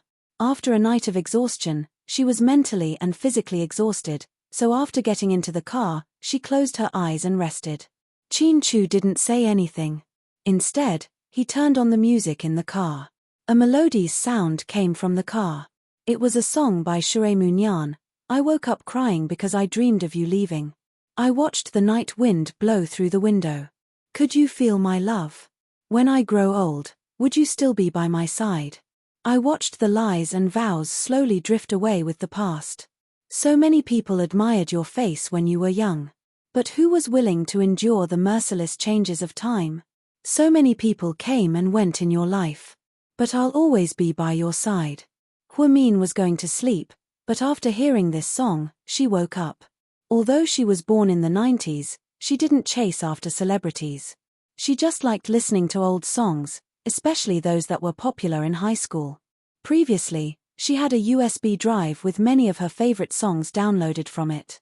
Later, when she moved in a hurry, Qin Chu didn't let her bring anything, so she lost it. Now that she thought about it, it was quite regretful. She remembered that the first song on the USB drive was Shui Munyan's My Life With You. She didn't think that she would be able to hear it in Qin Chu's car. It was quite a surprise. But when she heard that the next song was Liu Ruoying's When Love Is Near, Huamin couldn't stay calm. She opened her eyes and asked, the order of your songs is the same as mine. What a coincidence.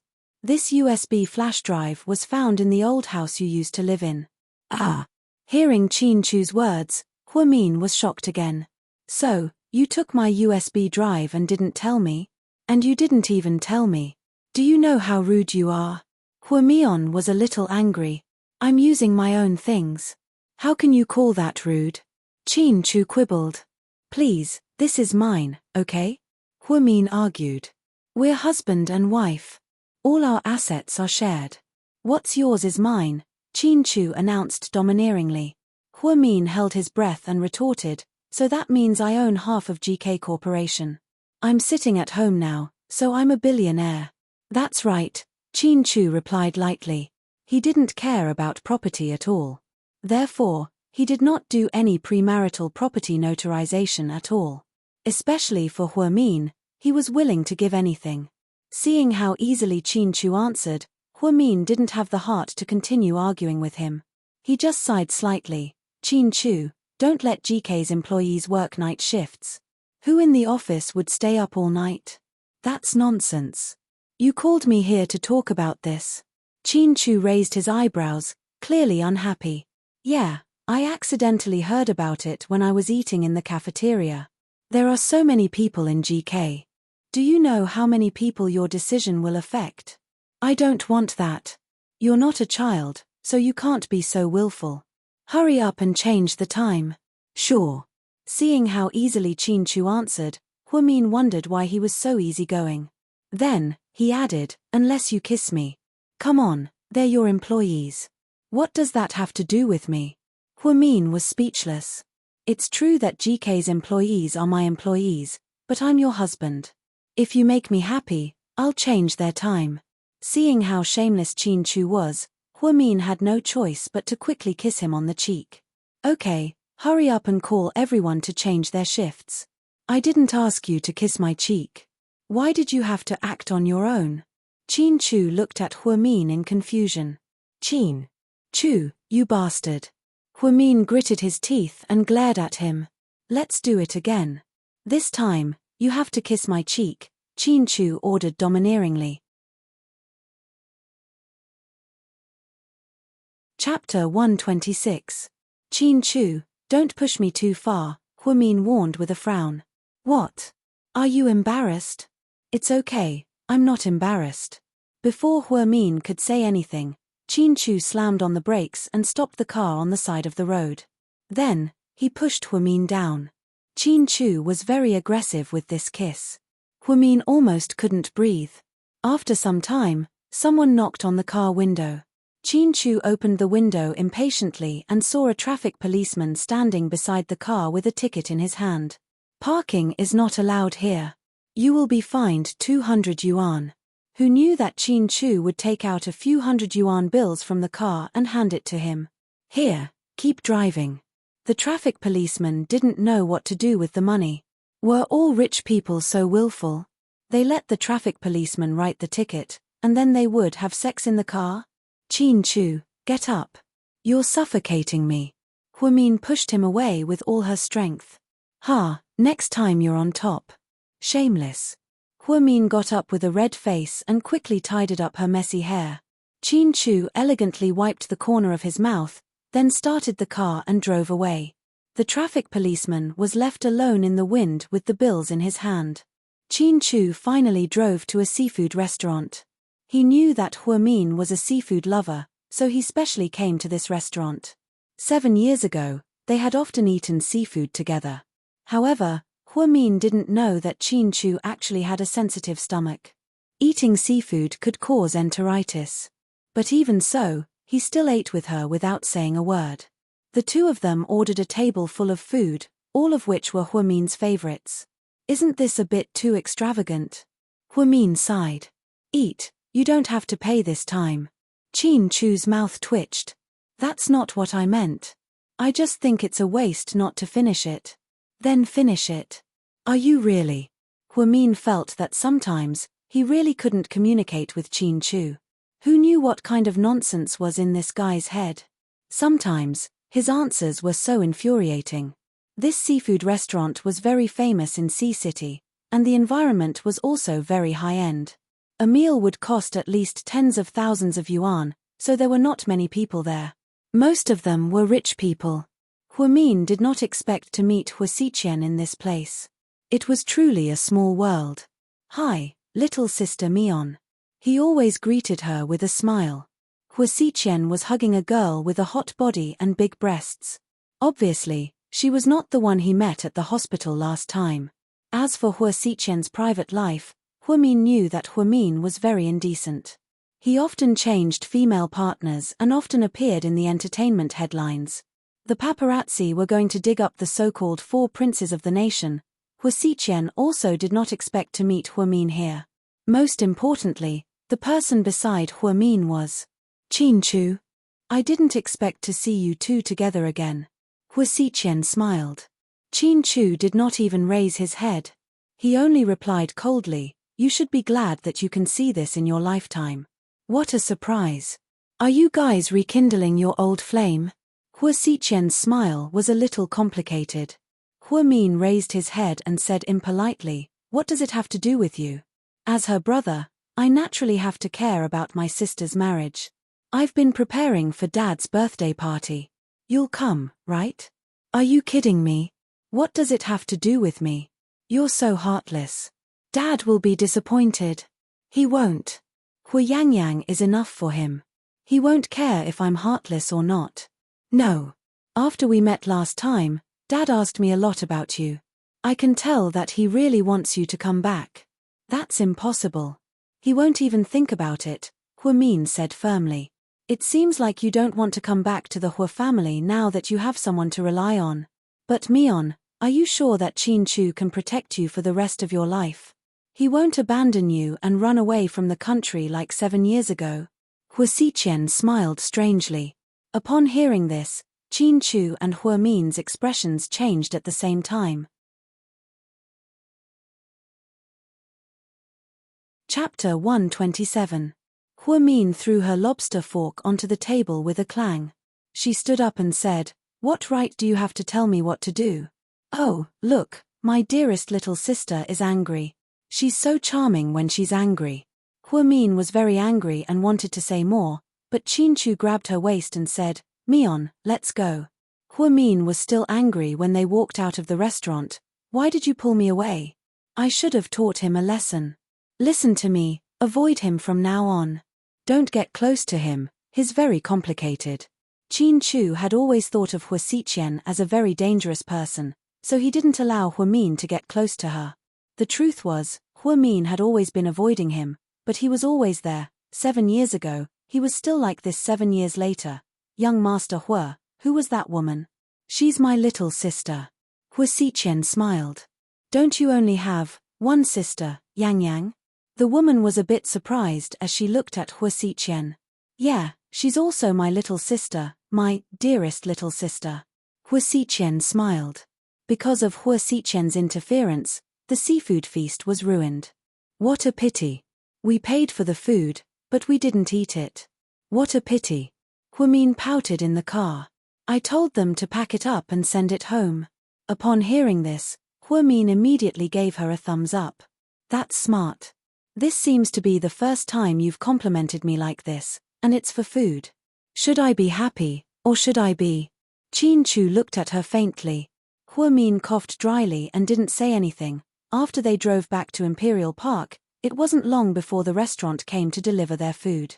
Pack up everything they ordered and bring it back. Then, the two of them began to eat happily. During dinner, Chinchu casually asked, "Hua Zhenghai wants you to go back to the Hua family?" Huamin nodded. "When Grandma passed away, he asked me about it, but I rejected him. Think about it, he didn't care about me for so many years. Now that I'm all grown up, he came to find me. Don't you think it's funny? He might have a reason for looking for you," Chinchu analyzed. "Of course, I'm guessing it's about the inheritance rights. Right now, the Hua Corporation is in the hands of Hua Xiqian. Even though he's only the vice president, I heard that Hua Zhenghai has been stripped of his position and can no longer control his eldest son.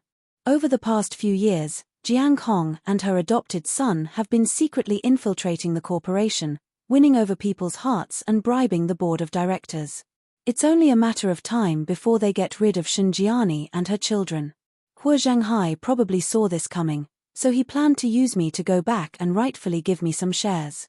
Then, he'll give them to Shenjiani, which will be enough to protect them from being kicked out of the board of directors. I thought you didn't pay attention to these things. I didn't expect you to investigate so thoroughly." Chinchu always knew that Huamin was shockingly smart, so he wasn't surprised when she acted this way. "I don't need to investigate this. I can tell just by looking at the financial news. It's only a matter of time before the Hua family's inheritance fight happens. Even biological brothers will fight, not to mention that they're not even born from the same mother. Hua Xiqian is adopted, so if he inherits the power, Hua Zhenghai won't be satisfied. Hua Xi is his biological son, but he's too cowardly. I think this is his karma. Now that he wants to use me to protect his second wife, there's no way. I'm not an easy person to deal with." Chinchu nodded, agreeing with Huamin. "The Hua Corporation's money isn't that attractive, but if you want, I can buy it over at any time," Chinchu said casually. Huamin shook her head.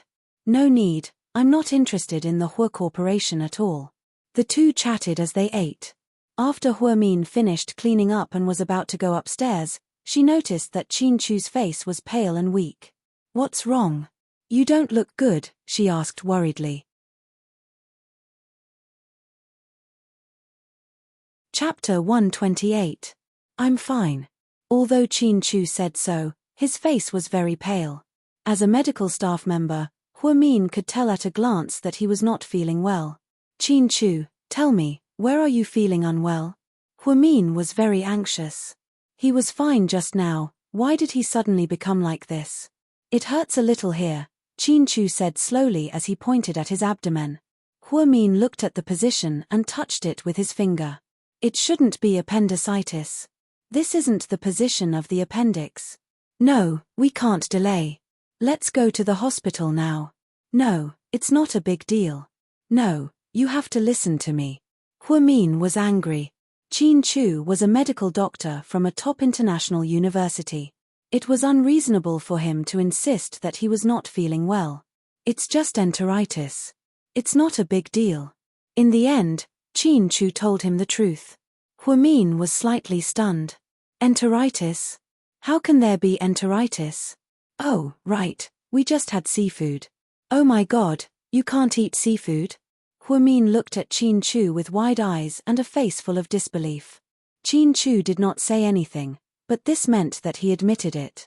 However, Huamin clearly remembered that 7 years ago, when the two of them were together, Huamin loved to eat seafood, so Qin Chu often accompanied her to eat seafood.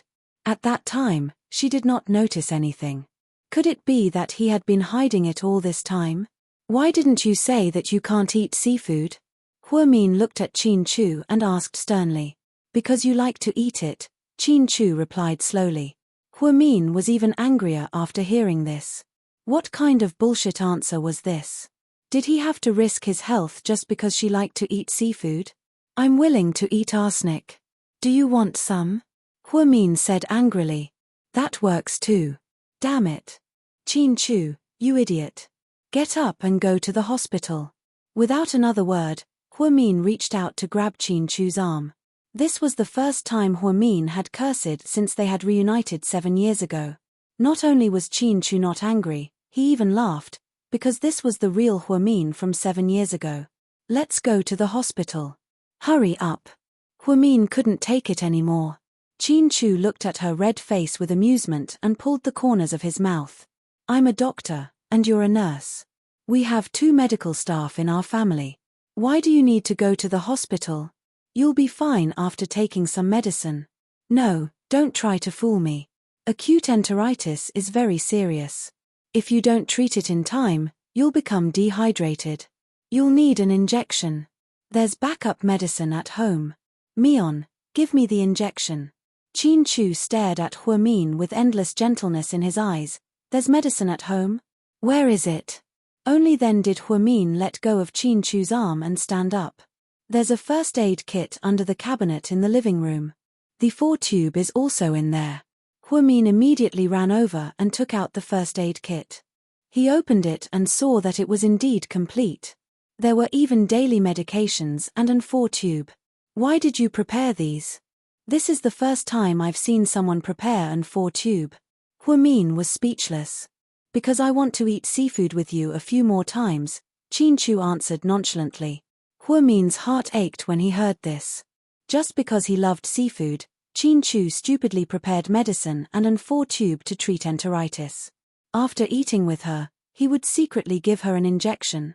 He was really risking his life to accompany her. When Huamin gave Qin Chu the injection, her face was dark from beginning to end. There was not a trace of a smile on her face. She felt extremely depressed, indescribably depressed. After the injection, Huamin checked the flow of the 4 tube. After everything was normal, she got up and took a pillow, placing it behind Qin Chu. Qin Chu was flattered that Huamian took care of him personally.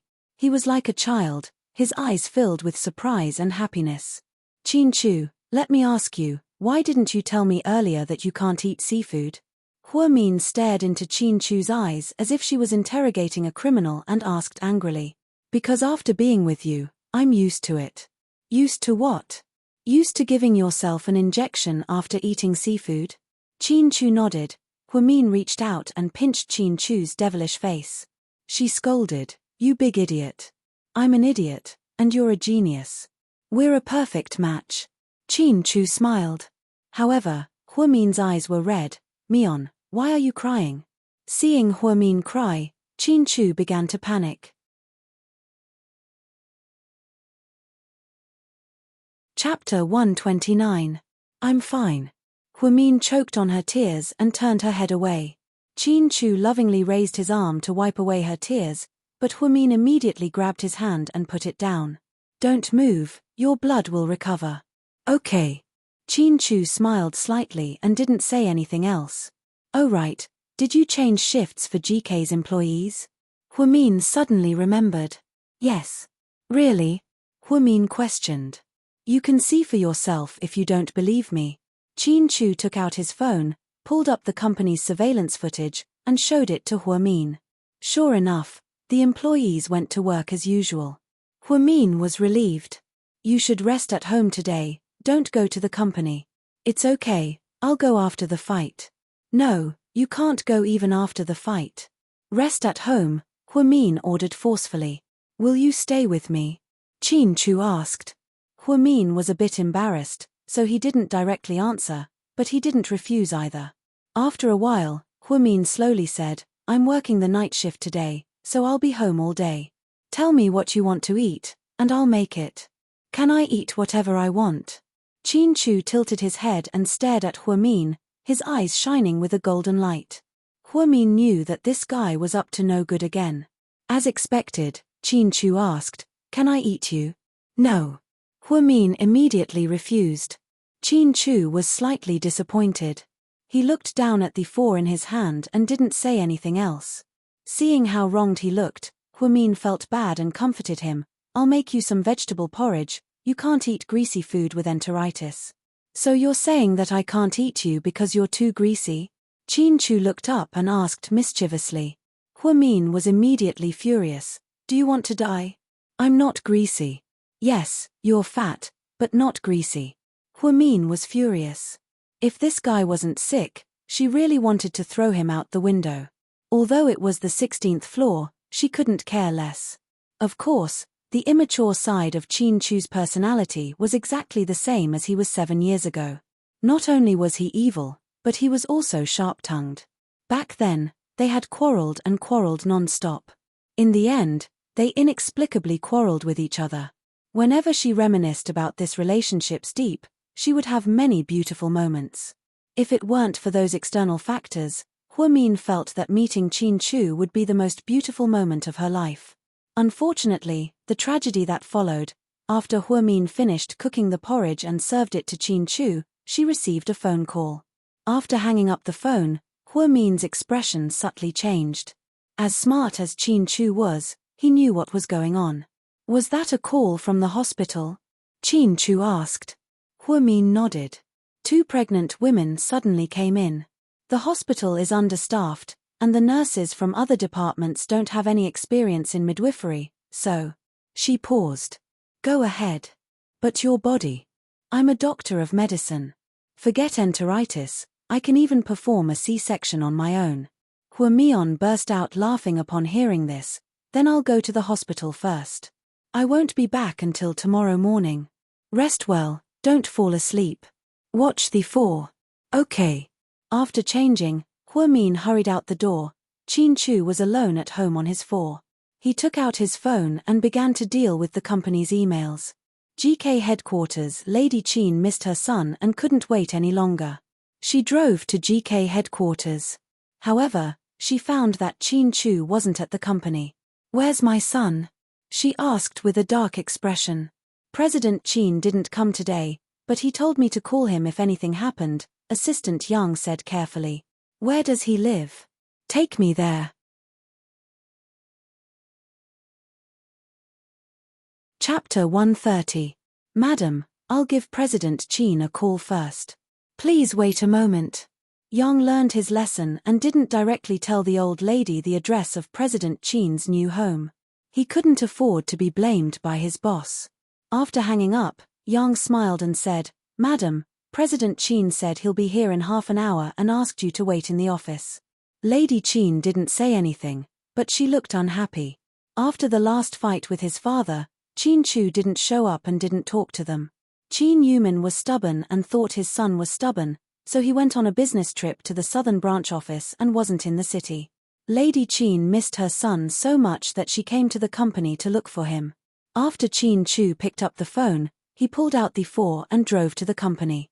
Mom, you're looking for me? Qin Chu walked into the office, took off his jacket, and sat on the office chair. Son, where have you been? Why aren't you in the company? I went out to discuss something, Qin Chu said casually. You don't look well. Are you not feeling well? His mother always paid attention to details. Yes, I've been busy recently. I told you not to tire yourself out. You can leave those tedious things to your subordinates. I really feel sorry for you. Mom, why are you looking for me? Nothing. I just missed you so I came to see you. Qin Chu nodded and didn't say anything. He picked up the documents on the table and started to review them. Son, the president of Tiantong Group will be celebrating his 60th birthday soon. Are you? I don't have time.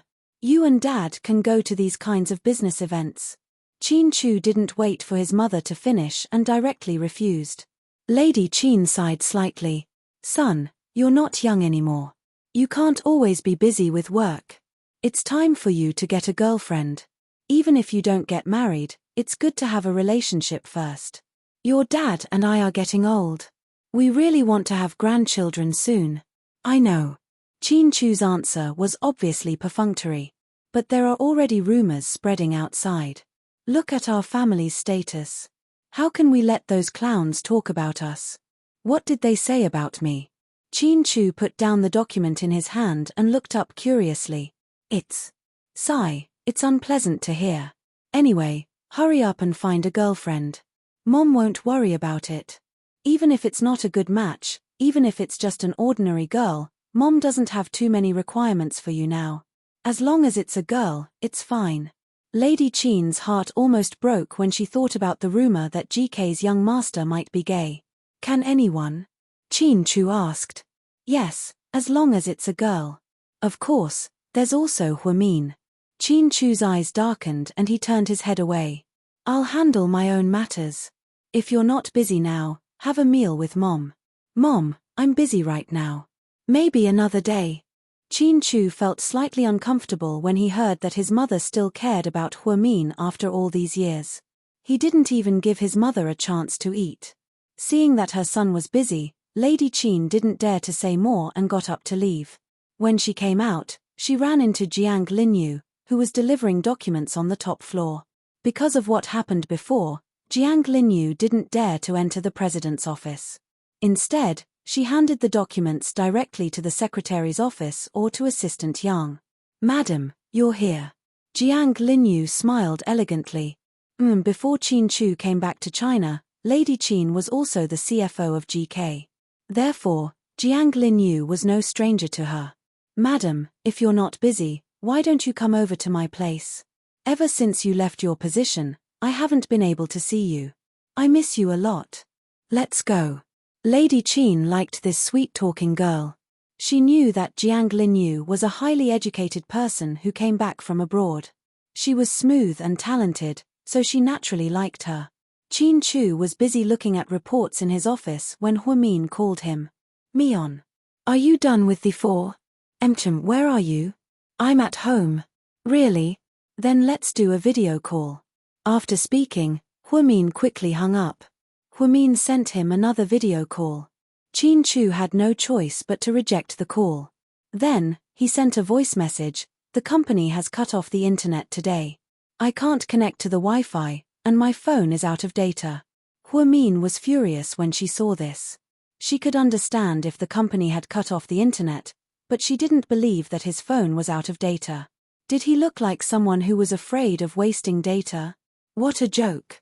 Qin Chu, are you challenging my intelligence? Huamin sent a voice message. Chapter 131. I wouldn't dare. Qin Chu never thought about challenging Huamin's 130 IQ. Then why didn't you accept the video call? Huamin was furious. Mion, I'm at the company, not at home. My mom came to the company and wants to see me. You don't want them to know about us, so I can't let her go to our new home, Qin Chu explained patiently. Oh. After replying with a single word, Huamin didn't say anything else. Obviously, she didn't like Qin Chu's mother, who was the culprit behind Uncle Jing's death. Huamin put his phone in his pocket. Since Qin Chu was fine, she didn't have to worry about him anymore, right? What was there to worry about? Didn't she say that she didn't love him anymore? She cared about him purely because he got enteritis from eating seafood with her. Yes, that was it. Huamin thought to himself. That night, while eating dinner at the hospital cafeteria, he vaguely heard someone say that He-Man had resigned. Apparently, Wu Xiaoxue couldn't tolerate her working at the ophthalmology department and couldn't let her spend time with Ning Jiyuan.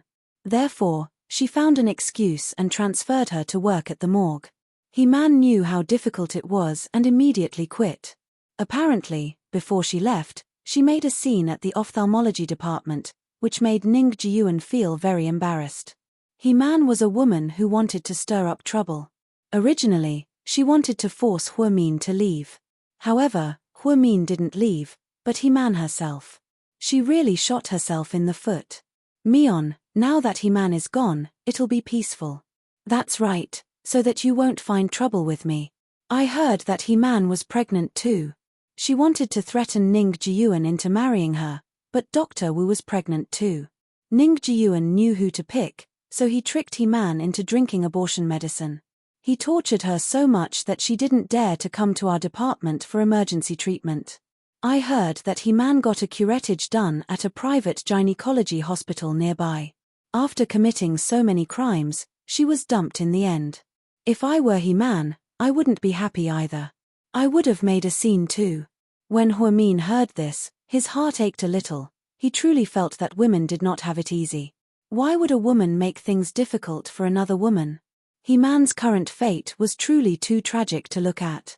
I didn't know Ning Jiyuan was such a scumbag in the past. He's been with you for so long and treats you very well. Maybe he's just playing around with He-Man. How pitiful. Huang Yu sighed. Huamin did not say anything else. After all, it was someone else's business. Mion, you have to be careful from now on. I'm afraid that Professor Wu's next target will be you, Huang Yu reminded her quietly. It's fine, I'll just resign. There are so many hospitals around, I can always find another one. But I heard that Wu Xiaoxue is quite capable. She put out a ban on all the major hospitals and told them not to hire He-Man. He-Man is He-Man, and I am me. I'm not afraid of her, Huamin slowly said as he put down his chopsticks and lost his appetite. After dinner, she and Huang Yu went to the consultation room to do ward rounds. He was busy all the way until 11 o'clock at night before he stopped for a while. Mion, I'm going to sleep for a bit. Can you keep an eye on her for me? Okay, go to sleep. I'll keep an eye on her. Huamin nodded. Just then, she heard a commotion in the hallway. Huamin opened the door and was shocked. A man ran over with a pregnant woman in his arms. He kept yelling, "Help! Doctor, where are the doctors? Someone, please save my wife." Huamin saw that the pregnant woman had already fainted. Her lower body was covered in blood and her dark blue maternity dress was dyed red. "You, wake up. Tell the doctor on duty to save the patient." Huang Yu woke up from her sleep and was also in a daze. "Senior sister, the doctor on duty has already left. She said that something happened at home and there are no doctors who can perform a cesarean section at the moment. Should we help her give birth naturally?" Huamin immediately shook her head. "No, we can't. She's bleeding profusely. We need to stop the bleeding and give her a blood transfusion. If we give birth naturally, both her and the baby will die. We need to do surgery immediately." Huang Yu looked at the pregnant woman and said to the man, "The doctors who can perform the surgery have already left. Why don't you go to another hospital?" "No, it's too late. My wife can't take it anymore. She's going to die. I beg you, please save her." The man's eyes were blurred from crying.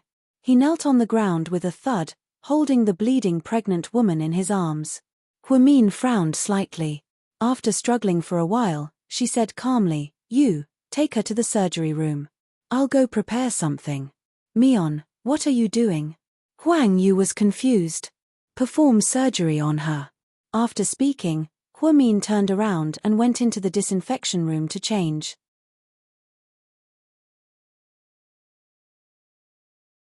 Chapter 132. Huang Yu was dumbfounded when she heard what Huamian said. After Huamin changed, he put on a mask and walked out of the office. "Who's the doctor on duty tonight?" "It's Wu Xiaoxue." "Why did she leave in the middle of the night? Isn't she supposed to be on duty until dawn?"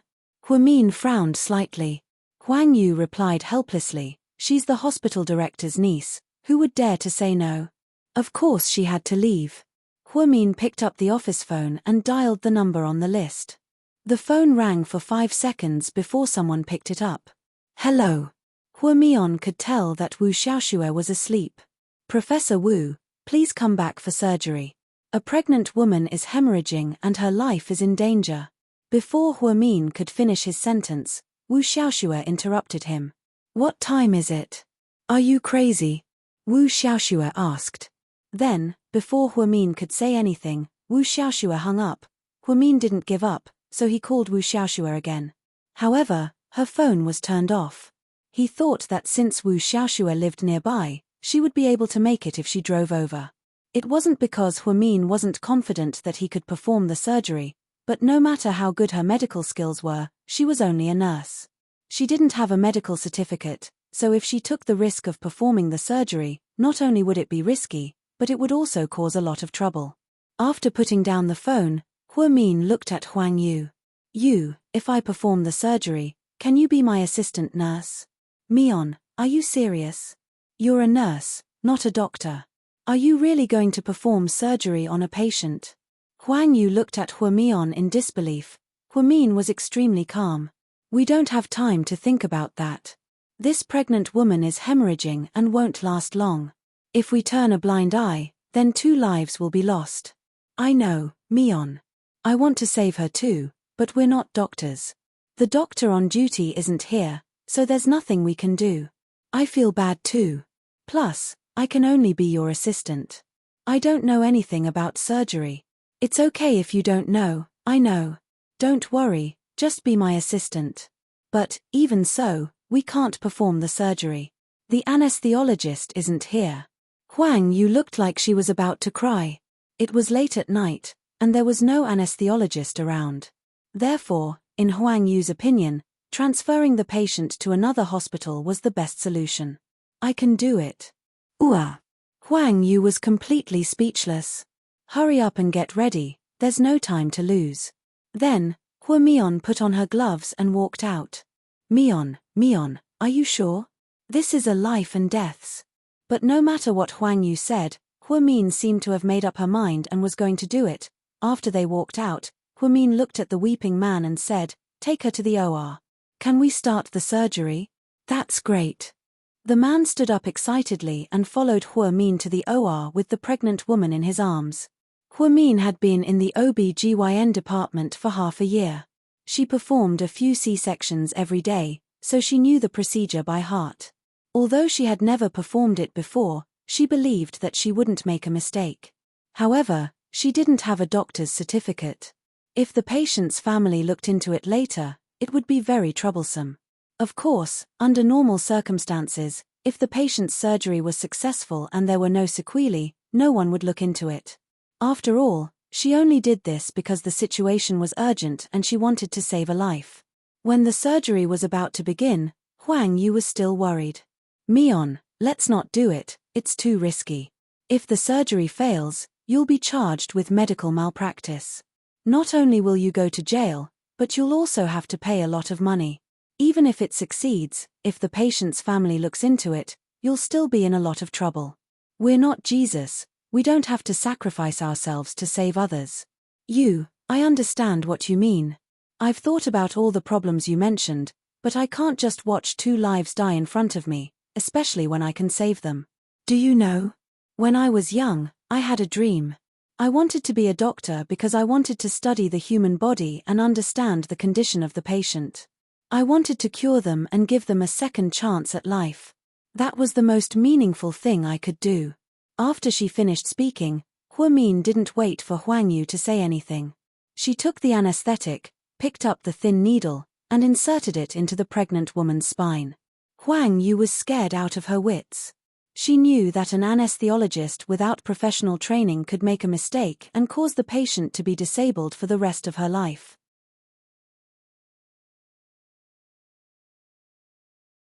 Chapter 133.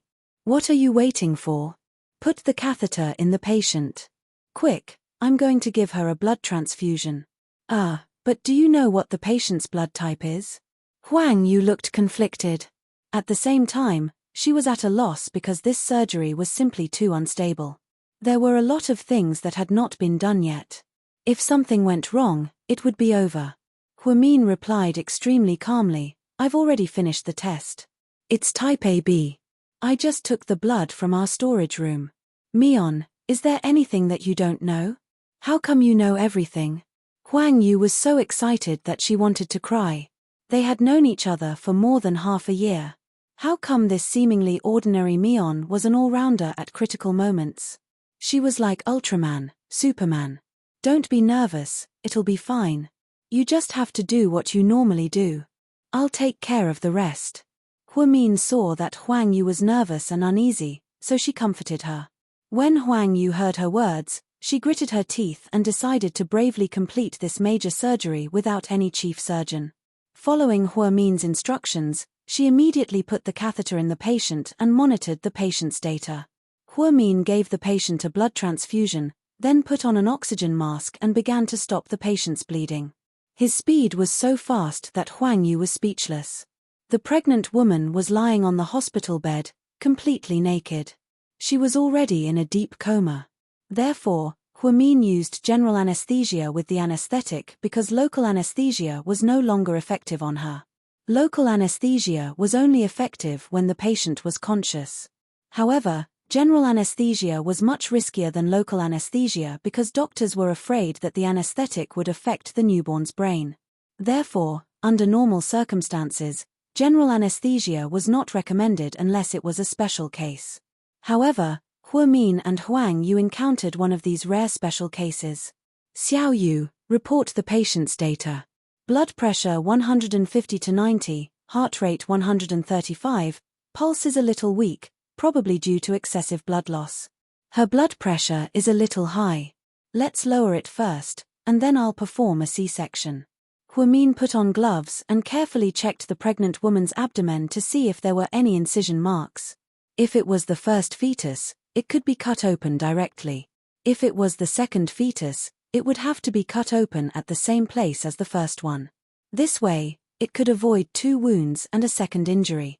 Sure enough, there was a faint mark on the pregnant woman's lower abdomen. It seemed that it was indeed the second child. However, this was even more troublesome because the wound from before had already healed, and the scar was very shallow. This increased the difficulty of the surgery. Senior sister, what's wrong? She's the second child. I want to cut the original incision. Come, pass it to me. Huamin stretched out his hand. Huang Yu handed over the tools with trembling hands. Then, Huamin calmly cut open the pregnant woman's abdomen. His strength was precise. However, Huang Yu was still very nervous. She turned her head away and didn't dare to look, so it's a breech position. No wonder there's a lot of bleeding. Her family must be confused. They should have seen it when they did the ultrasound. If it's a breech position, they should have done a C-section a long time ago. Why did they wait until now? Huamin frowned and blamed the patient's family for their ignorance. A breech position, it's a difficult labor. Oh my God, Huang Yu exclaimed. This was the most complicated surgery in history because there were only 2 people in the entire operating room, and both of them were nurses. Huamin performed the surgery without permission from the higher-ups. This was already considered treason. However, Huamin felt that in the face of life, all rules and regulations were pale and powerless because life was the most important thing. She was confident in her medical skills, so she could ensure the safety of the pregnant woman. However, she couldn't think too much about the trouble that would follow. Even if there was trouble in the future, she would face it. After all, this was her choice today. After Qin Chu got home from work, it was already late at night. Because Huamin wasn't home, the huge house seemed empty. He knew that she couldn't sleep when she was on duty, so he sent her a WeChat message. However, there was no response. Qin Chu thought that Huamin was still angry about what happened during the day, so he called her. It rang for a long time, but no one picked up. Qin Chu was even more convinced that she was angry. Therefore, he put on his jacket, went downstairs, and drove to the first hospital.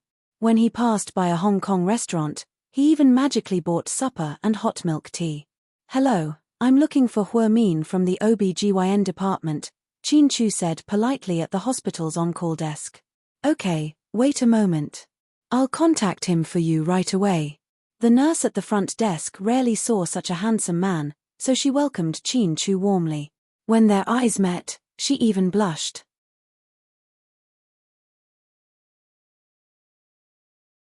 Chapter 134. After a few seconds, The young nurse put down the phone and said awkwardly, "I called the office, but no one picked up. He's probably in surgery." "Okay, thank you." After thanking her in a very gentlemanly manner, Chin Chu went straight to the gynecology emergency room on the 4th floor. Chin Chu wore a pair of black casual pants and a dark blue custom-made shirt. He was also carrying the supper he bought. He was thinking about how to coax Huamin.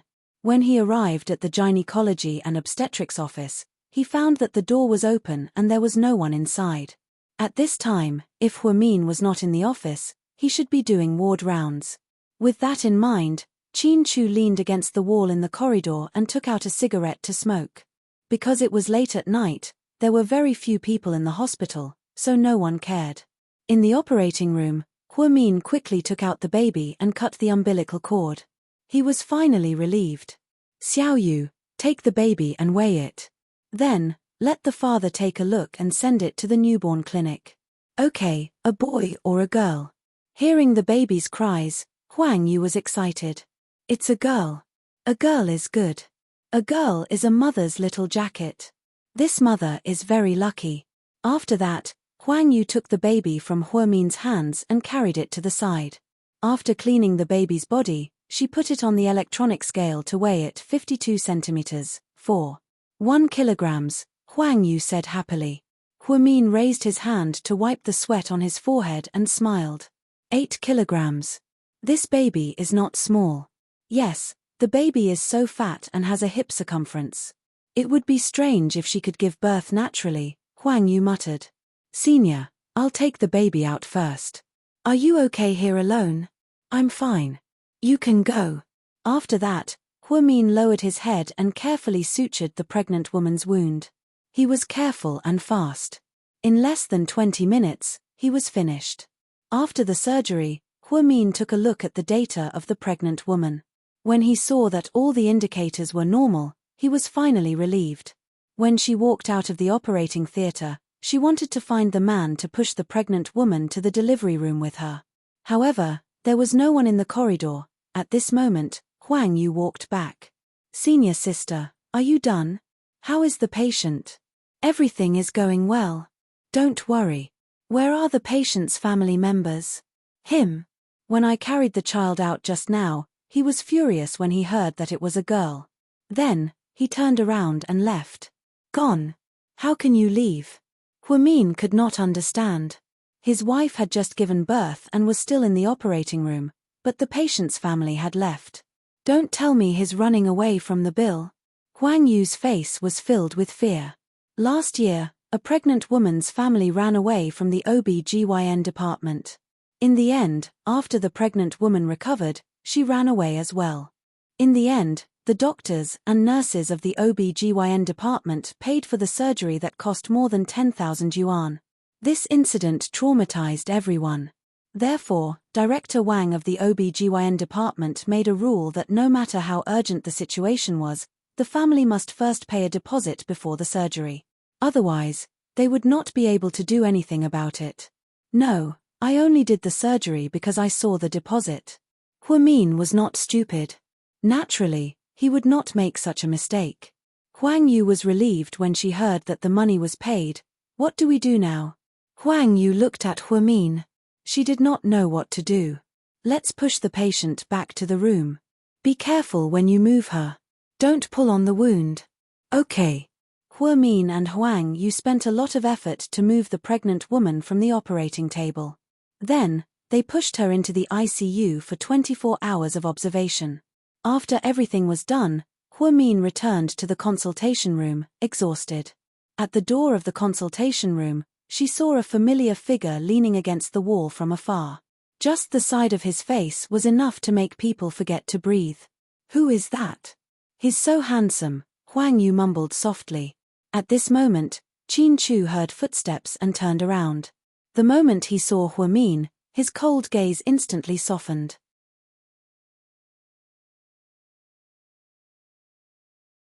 Chapter 135.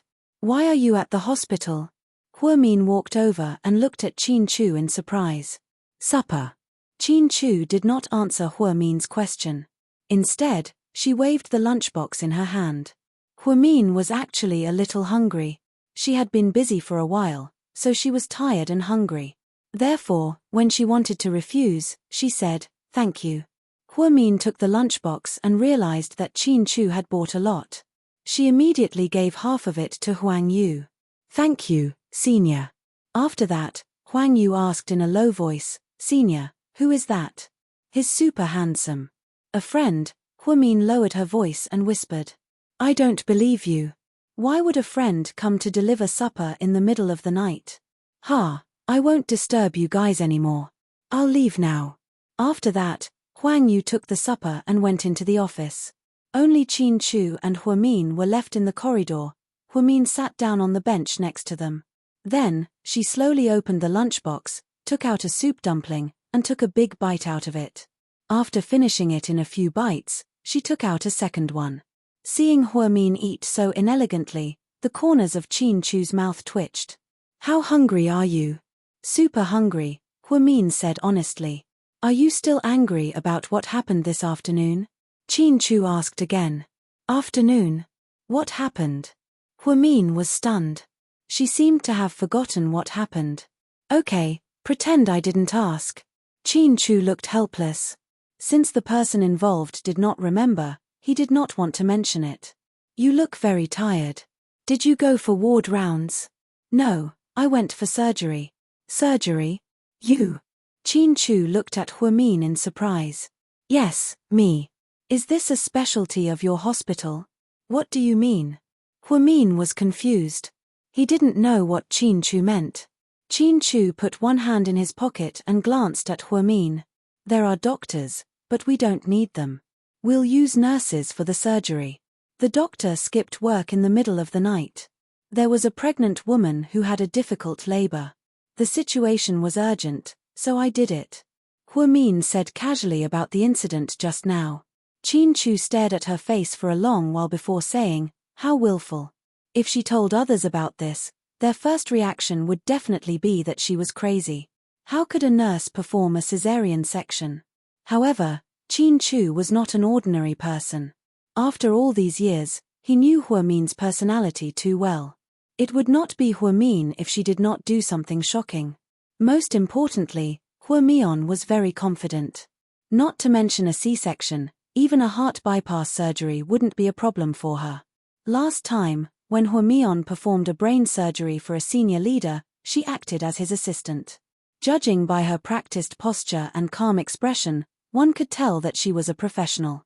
What you did saved her life, but it will be very troublesome. After tomorrow, the hospital and the patient will not let you go, Qin Chu reminded her kindly. Huamin nodded, swallowed the bun in her mouth, and said, "I know. But I can't help it. I can't bear to see 2 lives being lost in front of me." After hearing this, Qin Chu's eyes were slightly moved. Huamin looked cold, calm, and emotionless on the surface, but deep down, she was very kind. No matter how strong she was or how smart she was still a woman in the end. She was able to downplay the fact that she broke the rules to save someone. It was obvious that she was not trying to be a hero, but to save someone. Qin Chu took the bottle of Evian water he bought, opened it, and handed it to Huamin. Then, he slowly sat down beside her. "Mion, you asked me before why I studied medicine when I was abroad for 7 years, even though I was going to inherit the family business, right?" Huamin paused, turned her head, and looked into Qin Chu's eyes. She was waiting for an answer. She really wanted to know why Qin Chu spent 7 years doing something that had nothing to do with his future.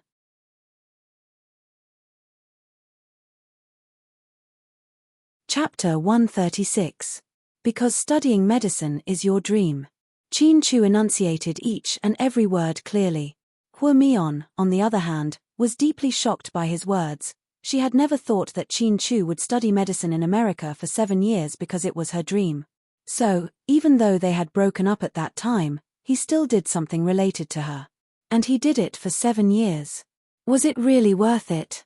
Huamin was speechless for a long time, but her eyes were slightly teary. She remembered that 7 years ago, when they were together, the language teacher had a class called 10 Years Later.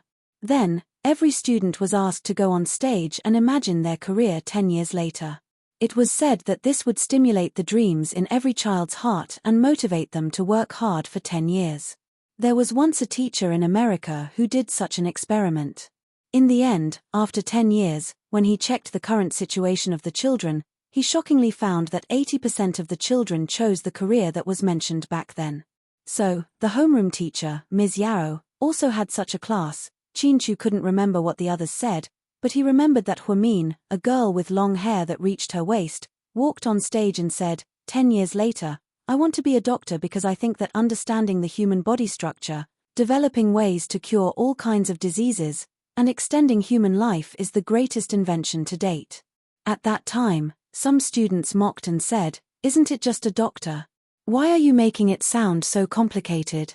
At that time, Huamin replied coldly, so what if you look down on doctors? Will you never fall sick and go to the hospital in your life? At that time, that student was speechless by Huamin's question. Ms. Yarrow praised Huamin's dream. Later, when Chin-Chu went on stage, the teacher asked him, what is your dream? He looked around and said arrogantly, my dream is to help Huamin realize her dream. After he said this, the class exploded. Everyone knew that Huamin and Chin-Chu were in a relationship. But to say it in class, especially in front of the teacher, it was really melodramatic. Huamin was so embarrassed that he covered his face and didn't dare to raise his head. Teacher Yarrow also coughed dryly to express his awkwardness, not knowing what to say. It had been a long time since that incident, and Huamion thought it was just a joke back then, a time when children's words carried no harm. Unexpectedly, 7 years later, Huamin was just a nurse, far from her dream. However, Chin-Chu had silently helped her fulfill her dreams. His thoughts were pulled back. Huamin stared into Chin-Chu's eyes. His eyes were red. Are you stupid? What does my dream have to do with you? Huamin asked, choking with sobs. Everything about you is related to me, Chin-Chu replied stubbornly. Huamin remained silent because he did not know what to say next. And so they did, side by side, on a night like this, a night like this, a night of peace. If you say that, I'll think that you like me, Huamin said shyly. I don't like you. You're so direct. Hearing Chin-Chu's rejection, Huamin was instantly disappointed. I've never liked you, Chin-Chu repeated. I understand. Huamin nodded, but his heart ached. Chin-Chu turned his head and looked at Huamin's side profile. Then, he reached out his hand and hugged her shoulder. There were some things that he did not want to say clearly, because he felt that there was no need to talk about loving someone all the time. Actions were better than words. There was still a long way to go. He believed that one day, Huamin would understand his feelings. Huamin felt the warmth from Chin-Chu's palm slowly spread over her shoulder. This feeling was incredibly comforting. She took the opportunity to gently lean her head on Chin-Chu's shoulder. She suddenly felt that she had a shoulder to lean on. Chin-Chu. Yes. The supper you bought for me tonight must be very expensive, right? Just when Chin-Chu thought that Huamin was going to say something emotional, what she said made him sweat.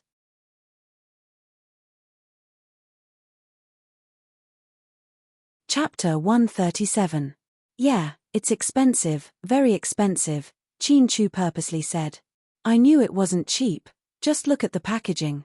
But it's really delicious, you get what you pay for. There's a reason why it's so expensive, just like Haagen-Dazs's ice cream, Huamin exclaimed. That's why, since you're working so hard, you have to eat better. If that's the case, I'll finish the rest. After speaking, Huamin stood up, took the leftover soup dumplings and shrimp dumplings, and started eating again.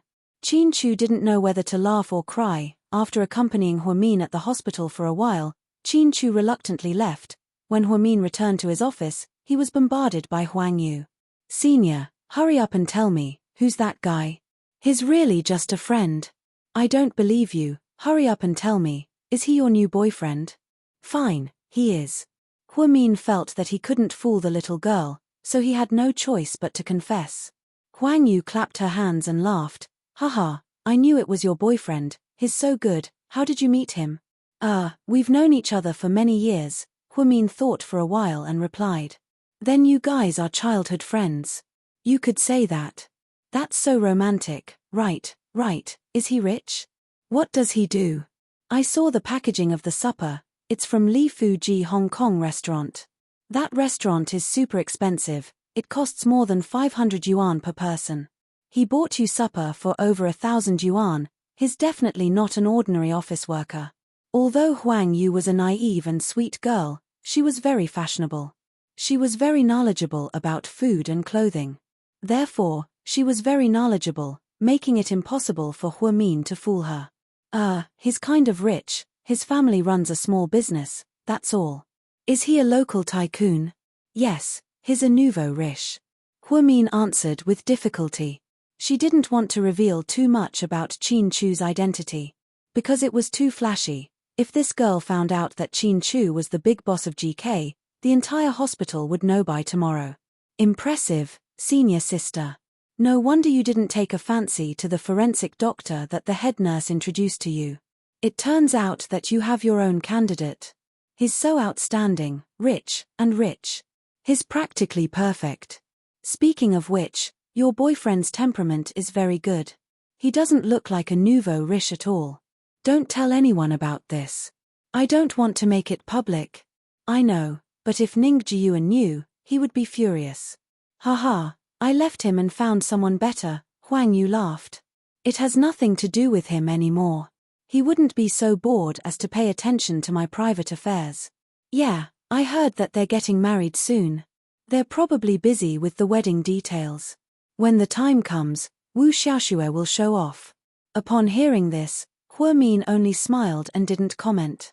By the time Huamin got home from work, it was already past 8 a.m. the next morning. Qin Chu had already gone to work, so the house was empty. Huamin drank a glass of wine, ate a piece of bread, took a shower, and got ready to go to bed. Just then, she received a call from the head nurse. The head nurse's tone was extremely serious. Huamin, come back to the hospital immediately. Huamin helplessly got up and called a cab to the hospital. She knew that the head nurse was looking for her because of last night's surgery. To her surprise, as soon as Huamin arrived at the OB/GYN clinic, she was greeted by her colleagues. Nurse Linlin whispered, "Hurry up and go in. The head nurse and Dr. Wu are arguing. Dr. Wu wants to fire you." Upon hearing this, Huamin's expression changed slightly.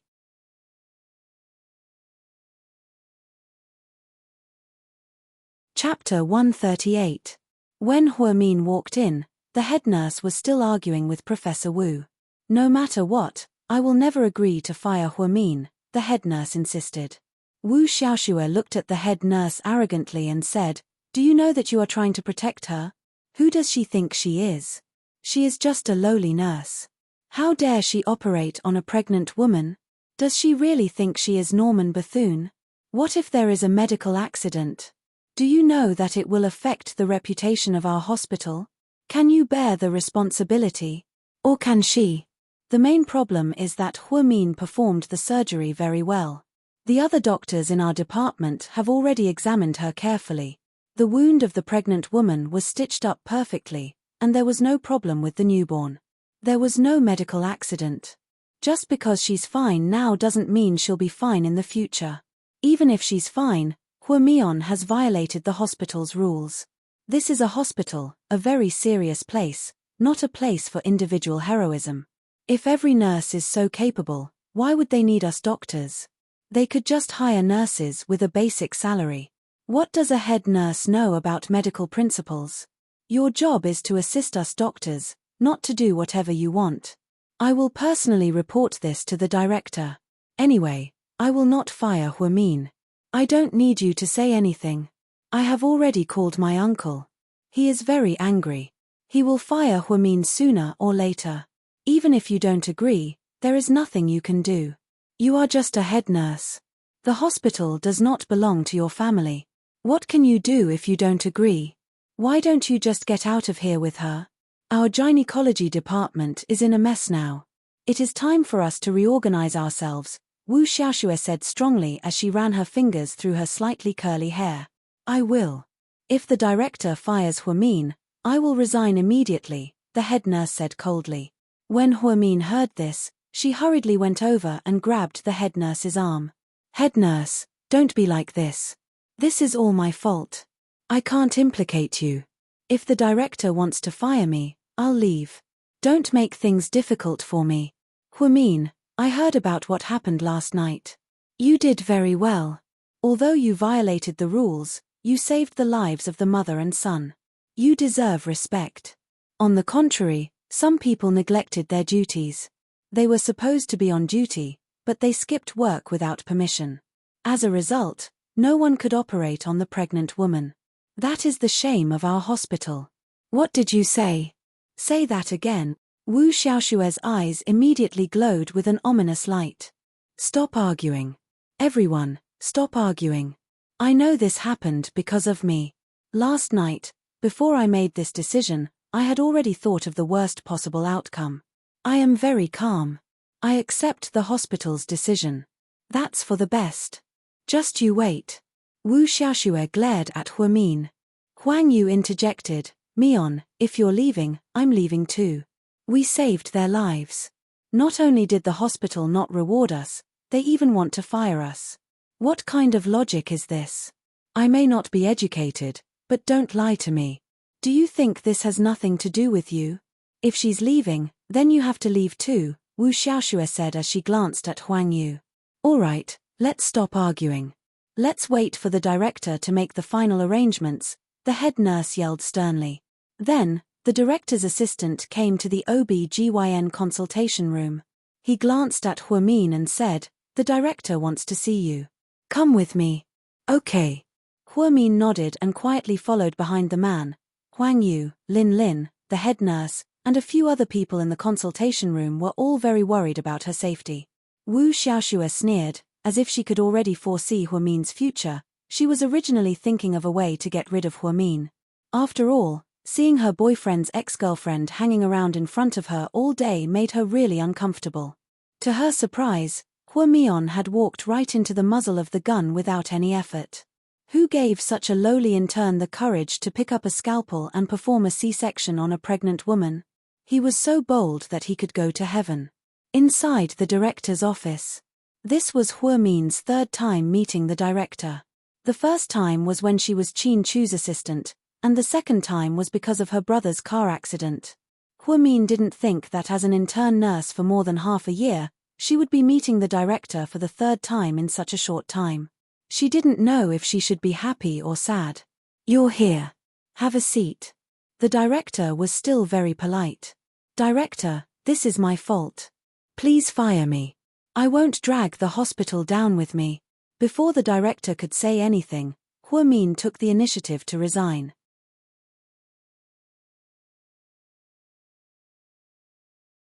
Chapter 139. President Wu glanced at Huimin and slowly said, Who said I was going to fire you? Huimin froze. Did he not think that she deserved to be fired for what she did last night? I heard about what happened last night and investigated it thoroughly. You did indeed violate the rules, and I have to say, you are shockingly brave, President Wu said as he stared at Huimin with a stern expression. Huimin silently lowered her head. She knew last night that the hospital would not approve of her decision. After all, the hospital would not allow her to mess around. Although the hospital does not approve of what you did, I personally admire you. I would like to represent myself and pay my respects to you. Last night, you saved 2 lives. After he finished speaking, President Wu stood up and respectfully bowed to Huimin. Huimin was dumbfounded. What was going on? Director. She wanted to say something but stopped. Don't worry, let me finish. I just said that the salute just now was on my own behalf, but the hospital doesn't allow you to mess around. Nothing can be accomplished without rules and standards. As a nurse, and an intern nurse at that, you crossed the line and used the hospital's operating room and surgical equipment to perform surgery on patients without the permission of the leaders. This is quite a serious case, so after a discussion with several leaders, I have decided, Huimin became a little nervous when she heard this, we have decided to temporarily transfer you out of the OB/GYN department and into the laboratory department. Huimin seemed to breathe a sigh of relief when she heard this. It turned out that the director was only transferring her to another department. However, she really didn't want to leave the OB/GYN department. Do you accept this punishment? I accept, but I have a request, Director. What is it? Can you not fire Huang Yu? She was only my assistant, she didn't do anything that crossed the line. Huamin did not forget to plead for Huang Yu. The nurse who was with you has also been transferred out of the laboratory. Both of you should be transferred together. Otherwise, it will have a bad impact on the gynecology department. If the patient's family members make a scene, it will be difficult for us to explain. I'm relieved. Huamin felt much better when he heard that Huang Yu would be transferred to the laboratory with him. Huamin, your head nurse once highly recommended you to me. I've also seen your resume. I heard that your IQ is shockingly high. No matter what it is, as long as you're willing to learn, you can learn it easily. You can learn something that others have to work hard for 10 years in a very short time, and you can even do it very well. After what happened last night, I really saw your great potential, so if the hospital wants to send you abroad for an exchange, would you be willing? Hearing the dean's kind invitation, Huamin smiled with relief. There's no need for that, Director. I'm already so old, and I don't want to learn anything. I'm quite happy working in our hospital, and it's pretty good. I'm really grateful that you didn't fire me this time. I heard that you had multiple roles last night. You were the chief surgeon and the anesthesiologist. A few doctors in the gynecology and obstetrics department were amazed when they saw the patient's wound and recovery. Pregnant women have a difficult breech position, and the surgery is very difficult. Not to mention a newbie like you, even an experienced chief physician would not dare to operate on her. You're very good. Have you done any clinical experiments before? Huamin shook his head. Never. Last night was the first time I actually operated on her.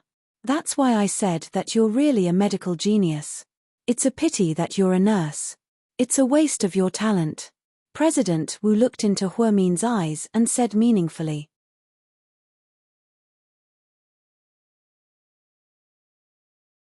Chapter 140. Director, you flatter me, there's nothing to be sad about. To be honest, it's good that I found a suitable position for myself. Being a doctor is hard work, so maybe I'm selfish and don't want to tire myself out. Huamin smiled again. She was glad that President Wu didn't have any prejudice against her because of what Wu Xiaoxue said. This meant that the director was a very fair old man. Okay, since this is your decision, I won't force you. Go report to the laboratory. Starting today, you'll be working in the OB/GYN department. Okay, Director. After walking out of the director's office, Huamin suddenly felt a lot better. However, she really didn't want to leave the OB/GYN department. Before Huamin returned to the OB/GYN department, the director's office issued 2 announcements. First, 2 nurses in the OB/GYN department, Huang Yu and Huamin, violated regulations and were transferred out of the OB/GYN department. Second, the deputy director of the OB/GYN department, Wu Xiaoxue, neglected her duties last night and left her post without permission, which negatively affected the hospital. Her title of deputy director will be removed and she will be demoted to a normal doctor. At the same time, her salary will be deducted for half a year as a warning. When Wu Xiaoxue received the punishment, she was extremely embarrassed. As President Wu's niece, she was punished by her uncle. She angrily ran to the top floor and made a scene. However, President Wu's assistant stopped her and said that the director didn't want to see her. Wu Xiaoxue was so angry that her face turned green. In the end, Ning Jiyuan personally went upstairs and pulled her down. Xiaoxue, stop it, you're going to affect the baby. No, I have to ask my uncle why he did this. Why is he siding with that bitch? Did he sleep with that bitch Huamin? Wu Xiaoxue was so angry that she didn't know what to say. After Ning Jiyuan heard this, his expression changed slightly. What nonsense are you talking about? What? You don't like to hear me talk about your ex-lover. That's the truth. If there wasn't something fishy going on here, why didn't Uncle just fire that arrogant girl? You know what she did last night, right? She's just a little nurse, but she actually performed a cesarean section on a pregnant woman. She even worked as an anesthesiologist. What a joke. Ning Jiyuan had heard about what had happened last night, because the news had spread throughout the hospital. He didn't expect Huamian to be so bold, but he really admired her for what she did. It was said that the surgery was done perfectly, and several obstetricians and gynecologists were ashamed of their inferiority. I heard that the operation was very successful. Why do you keep harping on this? Ning Jiyuan frowned. Wu Xiaoxue was furious. She slapped Ning Jiyuan's face. What nonsense are you talking about? Who's your woman? Xiaoxue, that's not what I meant. What I meant was that you have to calm down and deal with this matter. I can't calm down. I want to see my uncle. He can't treat me like this. If he doesn't let me be the director, I'll quit. I'm going to tell my dad how my uncle treated me. I want to resign. I don't want to be a normal doctor, I'm a professor. Wu Xiaoxue yelled at the door of the director's office. President Wu was unmoved. He knew all too well how willful his niece was. However, he knew a little about Huamin. He finally understood why such an ordinary-looking girl would be favored by someone like Qin Chu. She was so special. Director, Miss Wu is making a scene at the door. Do you want to see her? The assistant couldn't stand it anymore, so he went in to ask the director. Don't worry about her. Let her make a scene. Tell her that if she doesn't want to be the director, I'll accept her resignation. Let her go. Yes. Just as Wu Xiaoxue and Ning Jiyuan were arguing, the director's assistant walked out and said in all seriousness, Miss Wu, the director said that if you want to resign, he'll approve it. You can leave now. What? My uncle really said that? Wu Xiaoxue's face was filled with disbelief.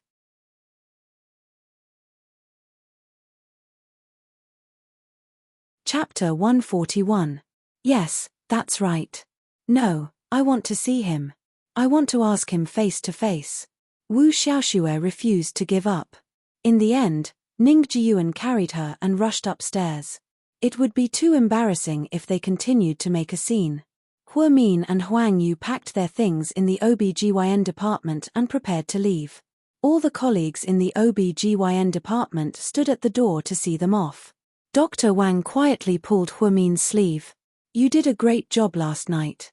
The surgery was perfect. Thank you, Dr. Wang. Huamin pursed her lips. I'll treat you to a meal when we're free. We can discuss the details of the surgery. Ah! Huamin didn't expect that even Dr. Wang, who was famous for her medical skills, would treat her to a meal to discuss her medical skills with her. Huamin, stay there for a while. After this dies down, I'll ask the director to transfer you back. The head nurse couldn't bear to part with Huamin. It's okay, head nurse. It's the same wherever I am. Yeah, head nurse. I'll be here with senior sister. Don't worry.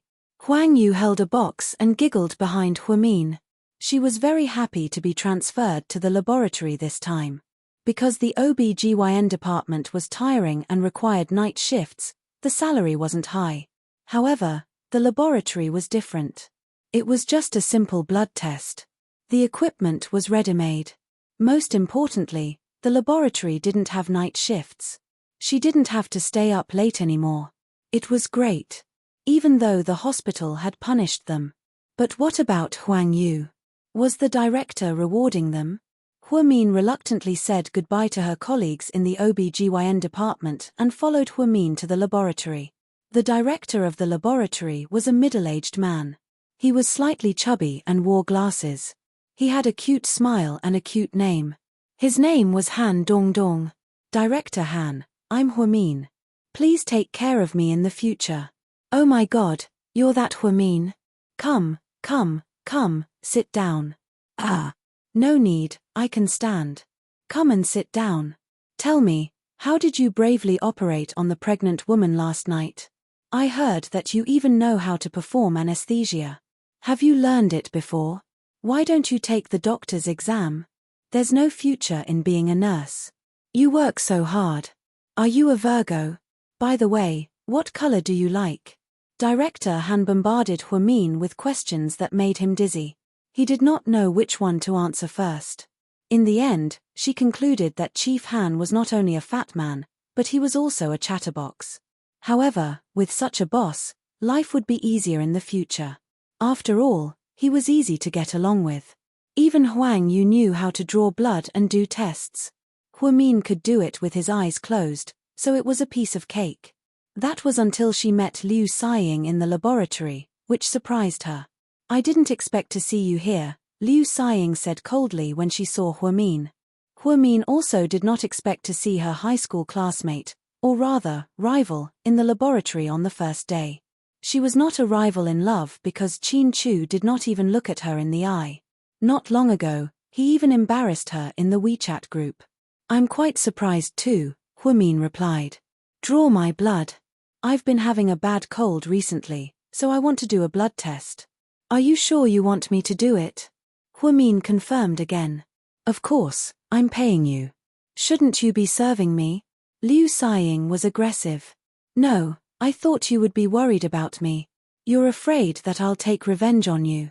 Do you dare? To be honest, I don't like you, so I might not be polite when I draw your blood. Bear with it. After saying that, Huamin picked up the needle on the catheter and inserted it into the blood vessel on Liu Xiying's arm. Liu Xiying frowned at the sudden stab. It really hurt a little. I heard that you got back together with Qin Chu? Liu Xiying suddenly asked. You're tuning in to the Dreamy Chapters YouTube channel. We're so grateful for your support and don't forget to subscribe to join us on this incredible journey through captivating stories. Your generosity through donations truly makes a world of difference, as it's the primary source of revenue that allows me to expand and enhance this channel for you. Thank you from the bottom of my heart for being a part of this adventure.